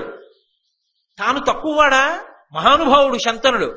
కానీ కొడుకు దగ్గర లేడు ఊరట పొందడానికి, భార్య పక్కన లేదు. కాబట్టి ఏదో తెలియని ఏకాంతం, తెలియని దిగులు మనసు ఎందు ఉంటాయా ఉండవా? మనుష్య సంబంధాలని ఉంటాయి కదండి. లోకంలో ఐశ్వర్యం అంటే డబ్బొక్కటేనా? కాదు. నాన్నగారి కాళ్ళు పట్టడానికి నాన్నగారి దగ్గర ఉండడం ఐశ్వర్యం. అమ్మకి తలకాయ నొప్పెడితే అమ్మ తలనొప్పి పెట్టిందా అని అమ్మ తలకి కాస్త ఔషధాన్ని అనులేపనం చేయడానికి అమ్మ పక్కన ఉండడం ఐశ్వర్యం. తన కొడుకుని తొడ మీద కూర్చోపెట్టుకుని తన కొడుకుతో మాట్లాడడం ఐశ్వర్యం. తన బిడ్డలతో కలిసి తాను అన్నం తినడం ఐశ్వర్యం. పకపకా నవ్వుకుంటూ అందరూ కలిసి సంతోషంగా మాట్లాడుకోవడం ఐశ్వర్యం. ఎంత పెద్దవాడైపోయినా అన్నగారు, తమ్ముడు, అక్క చెల్లెళ్ళు అందరూ కలిసి కూర్చుని చిన్ననాటి విశేషాలు చెప్పుకుని పక నవ్వుకుని చిన్నపిల్లలైపోతే జీవిత మధ్య భాగంలో కదా ప్రవేశించిన వాళ్ళు ధర్మపత్నులు. బాబోయ్, ఆ అన్నయ్య, తమ్ముడు, ఆ అక్క చెల్లెళ్ళు కలిశారంటే ఇంక ఏమిటో అలా తలుచుకుని పక నవ్వుకుంటూ పిల్లలైపోయి అసలు వీళ్ళు ఇంత గౌరవాలు పొందిన వాళ్ళ అని అనుకునేటట్టుగా అయిపోతారని, ఇంకా చాలండి నవ్వులు, మీరు పక్కిళ్ళ వాళ్ళు కూడా తెల్లబోతారు, ఏమిటి ఆయన ఇవాళ ఇలా నవ్వుతున్నారని, రండి భోజనానికి అని పిలిచేటట్టుగా ఆనందపడిపోవడం ఐశ్వర్యం కాదు? తమ్ముడి పిల్లలతోటి, తన పిల్లలతోటి, మనవలతోటి కలిసి తాతగారు బ్యాటట్టుకుని క్రికెట్ ఆడడం ఐశ్వర్యం కాదు? ఓ రబ్బర్ బంతితో వాళ్ళు ఆడుకుంటుంటే తాను వాళ్ళతో ఆడడం, తాను వాళ్ళకి బంతి వేయడం అదో పెద్ద ఐశ్వర్యం కాదు? డబ్బు ఒక్కటి సంపాదించి బ్యాంకులో వేయడం ఐశ్వర్యమా? మనిషికి అదొక్కటి ఐశ్వర్యం నా దృష్టిలో కాదు, శాస్త్రం దృష్టిలో కాదు. ధనమగ్నిర్ధనం వాయుర్ధనం సూర్యోధనం వసు ధనమింద్రో బృహస్పతి వరుణం ధనమశ్నుతి. అన్నీ ధనమే. కోయిల పాట వినగలగడం అదృష్టం. రూపాయి ఇచ్చి ఇంత కరివేపాకు కొనుక్కోగలిగిన దేశంలో పుట్టి పెరగడం ఐశ్వర్యం. ఇంత కరివేపాకు కొనుక్కోవడానికి 1000 రూపాయలు ఇచ్చి బతకవలసిన అవసరం కలగడం నా దృష్టిలో దురదృష్టం. అంతకన్నా నేను మాట్లాడకూడదు. కాబట్టి ఇదిగోనయా పిల్లాన్ని ఇచ్చాను అంటే కటిక పేదవాడికి ఐశ్వర్యం పొందినట్టుగా సంతోషించాడంటే మరి ఆనందం కాదు? ఇన్నాళ్ళకి ఏకాంతం తీరింది, ఇంత గొప్ప కొడుకు ఇప్పుడు తీసుకెళ్లి మంత్రులకు, సామంతులకు, దండనాథులకు, ప్రజలకు పరిచయం చేసి వీడు నా కొడుకు అంటే వాడి గుణముల చేత వాడు నిరూపణం చేసుకుంటుంటే, వాడు నడుస్తుంటే, మా అబ్బాయిని తను చూసుకుంటుంటే ఎంత పొంగిపోతాడు అటువంటి కొడుకుని చూసుకుని.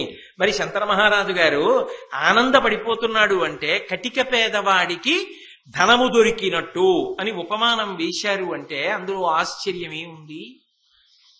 సరే, ఇంత గొప్పగా కొడుకు కనబడ్డాడు, చాలా సంతోషంగా కాలం గడిచిపోతోంది. ఆ కొడుకుని చూసుకున్నాడు. ఇంతకన్నా యోగ్యత కలిగిన కొడుకు ఎక్కడ దొరుకుతాడు? అందుకని ఆ కొడుక్కి అపరాజ్య పట్టాభిషేకం చేశాడు. ఎలాగో తన పెద్ద భార్య గంగమ్మ, ఆ పెద్ద భార్యకి పుట్టినటువంటి వాడు కాబట్టి అధికారానికి అర్హుడు, పరమ శాస్త్రపారంగతుడు, అన్నీ తెలిసిన్నవాడు, పరమయోగ్యుడు. అందుకని యవరాజ్య పట్టాభిషేకం చేశాడు. భీష్మాచారి దేవవ్రతుడు, అప్పటికాయన పేరు అంతే, గంగమ్మ పెట్టిన పేరు దేవవ్రతుడు. ఆ దేవవ్రతుడికి యవరాజ్య పట్టాభిషేకం చేశాడు. సంతోషంగా కాలం గడిచిపోతోంది. కానీ శంతన మహారాజు గారు మనసులో దిగులు పొందాడు. భార్య లేక అందామా? భార్య ఉంది గంగమ్మ, పెళ్లి చేసుకున్నాడుగా. పక్కనే ఉందా భార్య? లేదు. భార్య ఉంది కానీ బిడ్డలు లేరా? కొడుకున్నాడు. కాబట్టి నిజంగా మాట్లాడితే ఇంకా భార్య పక్కనే ఉండవలసిన అవసరం ఉందా? త్యాగాయ సమృతార్థానాం సత్యాయ విషభాషిణాం యశసే విజిగీషూణాం ప్రజాయై గృహమేధినాం. కాబట్టి సంతోషంగా కాలం గడిపేస్తున్నాడు. కానీ కాలం అన్నది ఒకటి ఉంటుంది కదూ. అందున భీష్ముడి జీవితం అలాగే ఎందుకు ఉండిపోతుంది? ఎన్ని మలుపులు తిరగాలో అన్ని మలుపులు తిరగకపోతే, అన్ని ఉత్థాన పతనాలు చూసి ఉంచుకోకపోతే మనని అందరినీ ప్రభావితం చెయ్యగలిగిన మహాపురుషుడు ఎందుకు అవుతాడు? ఒకనాడు శంతన మహారాజు గారు యమునా నది ఒడ్డుకి వెళ్ళాడు. అక్కడ ఏదో వేటాడాడు. వేటాడితే ఆయన పంచేంద్రియములలో ఆయన యొక్క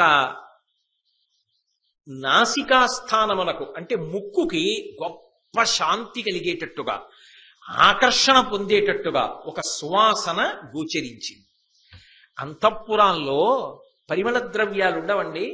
వాళ్ళకి తెలియని పరిమళ ద్రవ్యాల కానీ అంతటి మహానుభావుడు, అంతటి శంతన మహారాజు గారికే ఏమిట్రా ఈ దివ్య పరిమళం ఎక్కడి నుంచి వస్తోంది అని అనిపించేటటువంటి దివ్య పరిమళం ఆయన యొక్క నాసాపుటములను మనసుని ఆకర్షించే. ఇప్పుడు ఆ వాసన ఏమిటో వెతుక్కుంటూ అది ఎటొస్తోందో అటువైపుగా బయలుదేరి వెళ్ళాడు.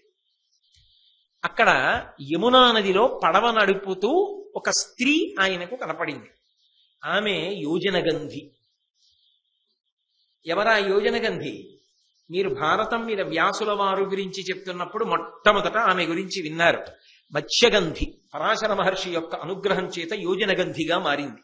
ఆమె శరీరంలోంచి అంత దివ్య పరిమళం వస్తుంది. ఆమె పడవ నడుపుతోంది. ఈయన ఆమె దగ్గరికి వెళ్ళాడు. ఆమె యందు అనురక్తుడయ్యాడు. అనురక్తుడై ఆమెని పలకరించి ఒక మాట అడిగాడు. ఇంత అందచందములతో ఉన్నావు, నీ గురించి నేను ఇతపూర్వమే విన్నాను. నువ్వు ఒక్కతవే ఈ యమునా నదిలో పడవ నడుపుతూ ఎందుకు ఇలా కాలక్షేపం చేస్తున్నావు? ఎవరు నువ్వు అని అడిగాడు. ఆమె అంది, నేను దాశరాజు అనబడేటటువంటి ఈ బెస్త కుటుంబానికి చెందినటువంటి రాజు యొక్క కుమార్తెని. నా తండ్రి నన్ను ఈ కార్యాన్ని చెయ్యమని నిమంత్రణం చేశాడు. అందుచేత నాకు ఇది ధర్మం. నేను యమునా నదిలో పడవ నడుపుతూ ఈ నదిని దాటే వాళ్ళని పడవలో ఎక్కించుకుని దాటిస్తూ ఉంటాను. ఇది నా యొక్క ధర్మం. ఆయన అన్నాడు, నేను నిన్ను భార్యగా స్వీకరించాలనుకుంటున్నాను. ఇది నీకు తగినటువంటి కార్యం కాదు. ఇంత సౌందర్యవతివి నువ్వు ఈ యమునా నదిలో పడవ నడపడమా? ఎవరో ఒడ్డుకి చేరవలసిన వాళ్ళని చేర్చడమా? కాదు, నాకు భార్యవి కావాలి. కాబట్టి నీవు నా భార్యాస్థానాన్ని అలంకరించమన్నాడు. ఆమె అంది, నేను ఒక తండ్రి యొక్క కుమార్తెను. స్వతంత్రించి నేనెలా నిర్ణయం చేస్తాను? నన్ను నీ భార్యని చేసుకోవాలి అంటే నువ్వు నా తండ్రిని అడిగి నన్ను పొందాలి భార్యగా. కాబట్టి నా తండ్రిని అడుగు. ఆయన ఎంత ధర్మమునందు అనురక్తి కలిగిన వాడు. ఆయన తలుచుకుంటే రాక్షస వివాహంలో తీసుకుపోవచ్చు. ఇండిగా క్షత్రియులకి రాక్షస వివాహం ఉంది. కానీ ఆయన అలా చెయ్యలేదు. ఆయన ఆ పిల్ల యొక్క తండ్రి దాశరాజు దగ్గరికి వెళ్ళాడు. ఆ పిల్ల తండ్రి దాశరాజు దగ్గరికి వెళ్ళి, నీ కుమార్తె సత్యవతి, అదే యోజనగంధి, ఆమెని వివాహం చేసుకోవాలనుకుంటున్నాను. ఆమెని నాకు ఇచ్చి వివాహం చెయ్యడానికి నీకేమైనా అభ్యంతరం ఉందా అని అడిగాడు. అడిగితే ఆయన ఒక విచిత్రమైనటువంటి మాట అన్నాడు. అసలు మహారాజా, లోకంలో ఒక విషయం ఉంది. పుట్టినప్పుడ కన్యక బౌలునట్టి వరుణకిచ్చుట ఇదిలో ఒక వర్తనంబు. వసుమతీనాథ నీ ఎట్టి వరుణకిచ్చి ధన్యులము కామే ఈ కన్య దద్దపేర్ని. లోకంలో కడుపున పుట్టినప్పుడు ఆడపిల్లని ఆడపిల్ల ఆడపిల్ల అని పిలుస్తూ ఉంటారు. ఆడపిల్ల అని ఎందుకు పిలుస్తారు అంటే ఆమె లక్ష్మీదేవి. కాబట్టి ఆమె ఎప్పుడు ఎవరిని వెతుక్కుంటుంది? నారాయణుణ్ణి వెతుక్కుంటుంది. నిత్యానపాయని, ఆయనని విడిచిపెట్టి ఆమె ఉండదు. కాబట్టి ఆయన దగ్గరకి వెళ్ళిపోతే ఆమె సంతోషాన్ని పొందుతుంది. నా జీవితం సార్థక్యం పొందుతుంది, ఆయనకి ఇల్లాలిని అని సంతృప్తి పొందుతుంది. కాబట్టి ఏ తండ్రి అయినా ఆడపిల్ల పుట్టినప్పటి నుంచి ఏం ఆలోచిస్తాడు? ఆడపిల్ల పుట్టిందని ఆలోచించాడు. ఈ పిల్లకి వరుడు కూడా ఎక్కడో ముందే పుట్టుంటాడు. ఇప్పుడు వాణ్ణి నేను అన్వేషించాలి. అన్వేషించి వాణ్ణి వెతికి పట్టుకొచ్చి వీళ్ళిద్దరినీ కలపాలి. కలిపి ఈమెని ఆయన పక్కన చేర్చేస్తే అమ్మయ్యా నేను కృతకృత్యుడని అయిపోతాను. భద్రమైన స్థానంలో నా కుమార్తెని పెట్టేశాను అని ప్రతి తండ్రి అనుకుంటాడు కదా శంకర మహారాజా. కాబట్టి పుట్టినప్పుడ కన్యక బోలునట్టి వరుణకిచ్చుట ఇది లోకవర్తనంబు. లోకంలో సహజమైన విషయం. ఆడపిల్లని ఎవరైనా సరే అల్లుడి దగ్గర చేర్చేస్తారు. అల్లుడి దగ్గరికి చేరిపోయిన తర్వాత తండ్రి బెంగ పెట్టుకోడు. ఇంకా కూతురు బెంగ లేకుండా ఎలా ఉంటుందండి? కడుపున పుట్టిన పిల్ల మీద ఉంటుంది. కానీ ఆ అల్లుడు ప్రయోజకుడు సమర్థుడు అయినప్పుడు ఇంకా తండ్రి నా కూతురు చాలా రోజులైంది అని బెంగ పెట్టుకోవాలేమో, కానీ అసలు బెంగ పెట్టుకోవాల్సిన అవసరం ఉండదు. ఎక్కడో సముద్రాలు దాటి వెళ్ళిపోనివ్వండి, ఖండాంతరములకు వెళ్ళిపోనివ్వండి, పరమ సంతోషంగా తండ్రి చేయి మడిచి తల పెట్టుకుని నిద్రపోతాడు. ఎందుకు నిద్రపోతున్నాడు? ఒక్కటే ధైర్యం, నా అల్లుడు సమర్థుడు, నా అల్లుడి చేతికిచ్చి పంపించాను, ఈగ వాలదు. నా కూతురును అలా కాపాడుకోగలిగిన సమర్థుడు నా అల్లుడు. తండ్రి సంతోషంగా బతికేస్తాడు. కాబట్టి ఆడపిల్ల పుట్టింది అంటే ఆడపిల్ల అక్కడ శాంతి పొందుతుంది, అక్కడికి వెళ్ళిపోవాలనుకుంటుంది. ఏదో ఒకనాడు అక్కడికి చేరిపోయి ఆమె కృతార్థురాలవుతుంది. చేర్చి తండ్రి కృతార్థుడవుతున్నాడు. కాబట్టి పిల్లనివ్వద్దు. వసుమతీనాథ, ఓ భూనాథ, ఓ మహారాజా, నీ ఎట్టి వరుణకిచ్చి ధన్యులము కామె ఈ కన్య దద్ద పేర్ని. నీ వంటి మహారాజు, ఇంతటి తేజోమూర్తి, ఇంతటి ధర్మాత్ముడవు, నీకు కూతుర్నివ్వడం నాకు సంతోషం కదా. కాబట్టి ఇవ్వడానికి నాకు అభ్యంతరం ఏముంటుంది? తప్పకుండా నీకు నా కుమార్తెనిచ్చి వివాహం చేస్తాను. కానీ ఒక్క చిన్న కోరికే ఉంది. ఆ కోరిక తీర్చవలసి ఉంటుంది. ఏం కావాలి? ధర్మబద్ధమైతే తీరుస్తానన్నాడు. నువ్వు ఏమడుగు ఇచ్చేస్తాను అనలేదు శంకర మహారాజు గారు. అది ధార్మికమైతే నేను తీరుస్తాను తప్ప, నేను నీ కూతురు మీద మనసు పడ్డాను కాబట్టి నువ్వు ఏమడిగినా ఇస్తాను అని శంకర మహారాజు గారు అన్నా. దాశరథుడు అన్నాడు, భూపాల, నీకు ఈ కోమలి వలన పుట్టిన సుతుడు నీ పరోక్షంబున రాజుగావలే నిమ్మినిట్లీగ నోపుదేయనిన శంతనుండు గాంగేయు యువరాజు తలచి ఈ పలుకు తక్కగ నుండు వేడుమ ఇచ్చదననిన. ఎవరైనా ఆడపిల్లని ఇచ్చినప్పుడు ఆ పిల్లకి పుట్టిన సంతానం గురించి కూడా ఆలోచన చేస్తారుగా. శంతన మహారాజా, నీకు నా కుమార్తె అయినటువంటి యోజన గంధినిచ్చి వివాహం చేస్తా. నీకు ఆమె యందు జన్మించినటువంటి పుత్రుడు ఎవరుంటాడో అతనికి నువ్వు యవరాజ్య పట్టాభిషేకం చెయ్యాలి. నీకు ఉత్తరాధికారి కావాలి, రాజ్యం అతనికి చెందాలి. అలా మాట ఇవ్వగలవా? అనగానే శంతన మహారాజు గారికి తాను యవరాజ్య పట్టాభిషేకం భీష్ముడికి చేసి ఉన్నాడు ఇప్పటికే. ఆయన పరమయోగ్యుడు. పెద్ద భార్య గంగమ్మ, ఆ గంగమ్మ యొక్క కొడుకు. ఇప్పుడు తాను యోజన గంధి మీద మనసు పడ్డాడని ధర్మాన్ని పక్కన పెట్టేసైనా సరే అలాగే ఇస్తానని ఈమెని వివాహం చేసుకుని కొడుకు పుట్టిన తరువాత ఎలా పదవీచ్యుతుడిని చేస్తాడు భీష్ముణ్ణి? ధర్మ వ్యతిరేకంగా ధర్మానికి పెద్దపీట వేశాడు, తన మనసులో ఉన్న కోర్కెని తొక్కేశాడు. అది ధర్మం అంటే.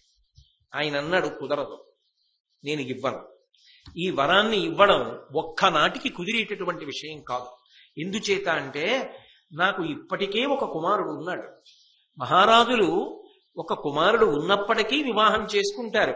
దక్షిణ నాయకత్వం రాజులకు అలవాటు. కాబట్టి నాకు వివాహం చేసుకోవాలనేటటువంటి సంకల్పం కలగడం దోషం కాదు. నీ కుమార్తెని వివాహం చేసుకోవాలనేటటువంటి కోరిక కలగడం దోషం కాదు. కానీ నువ్వు అడిగిన కోరికుందే అది దోషభూయిష్టం.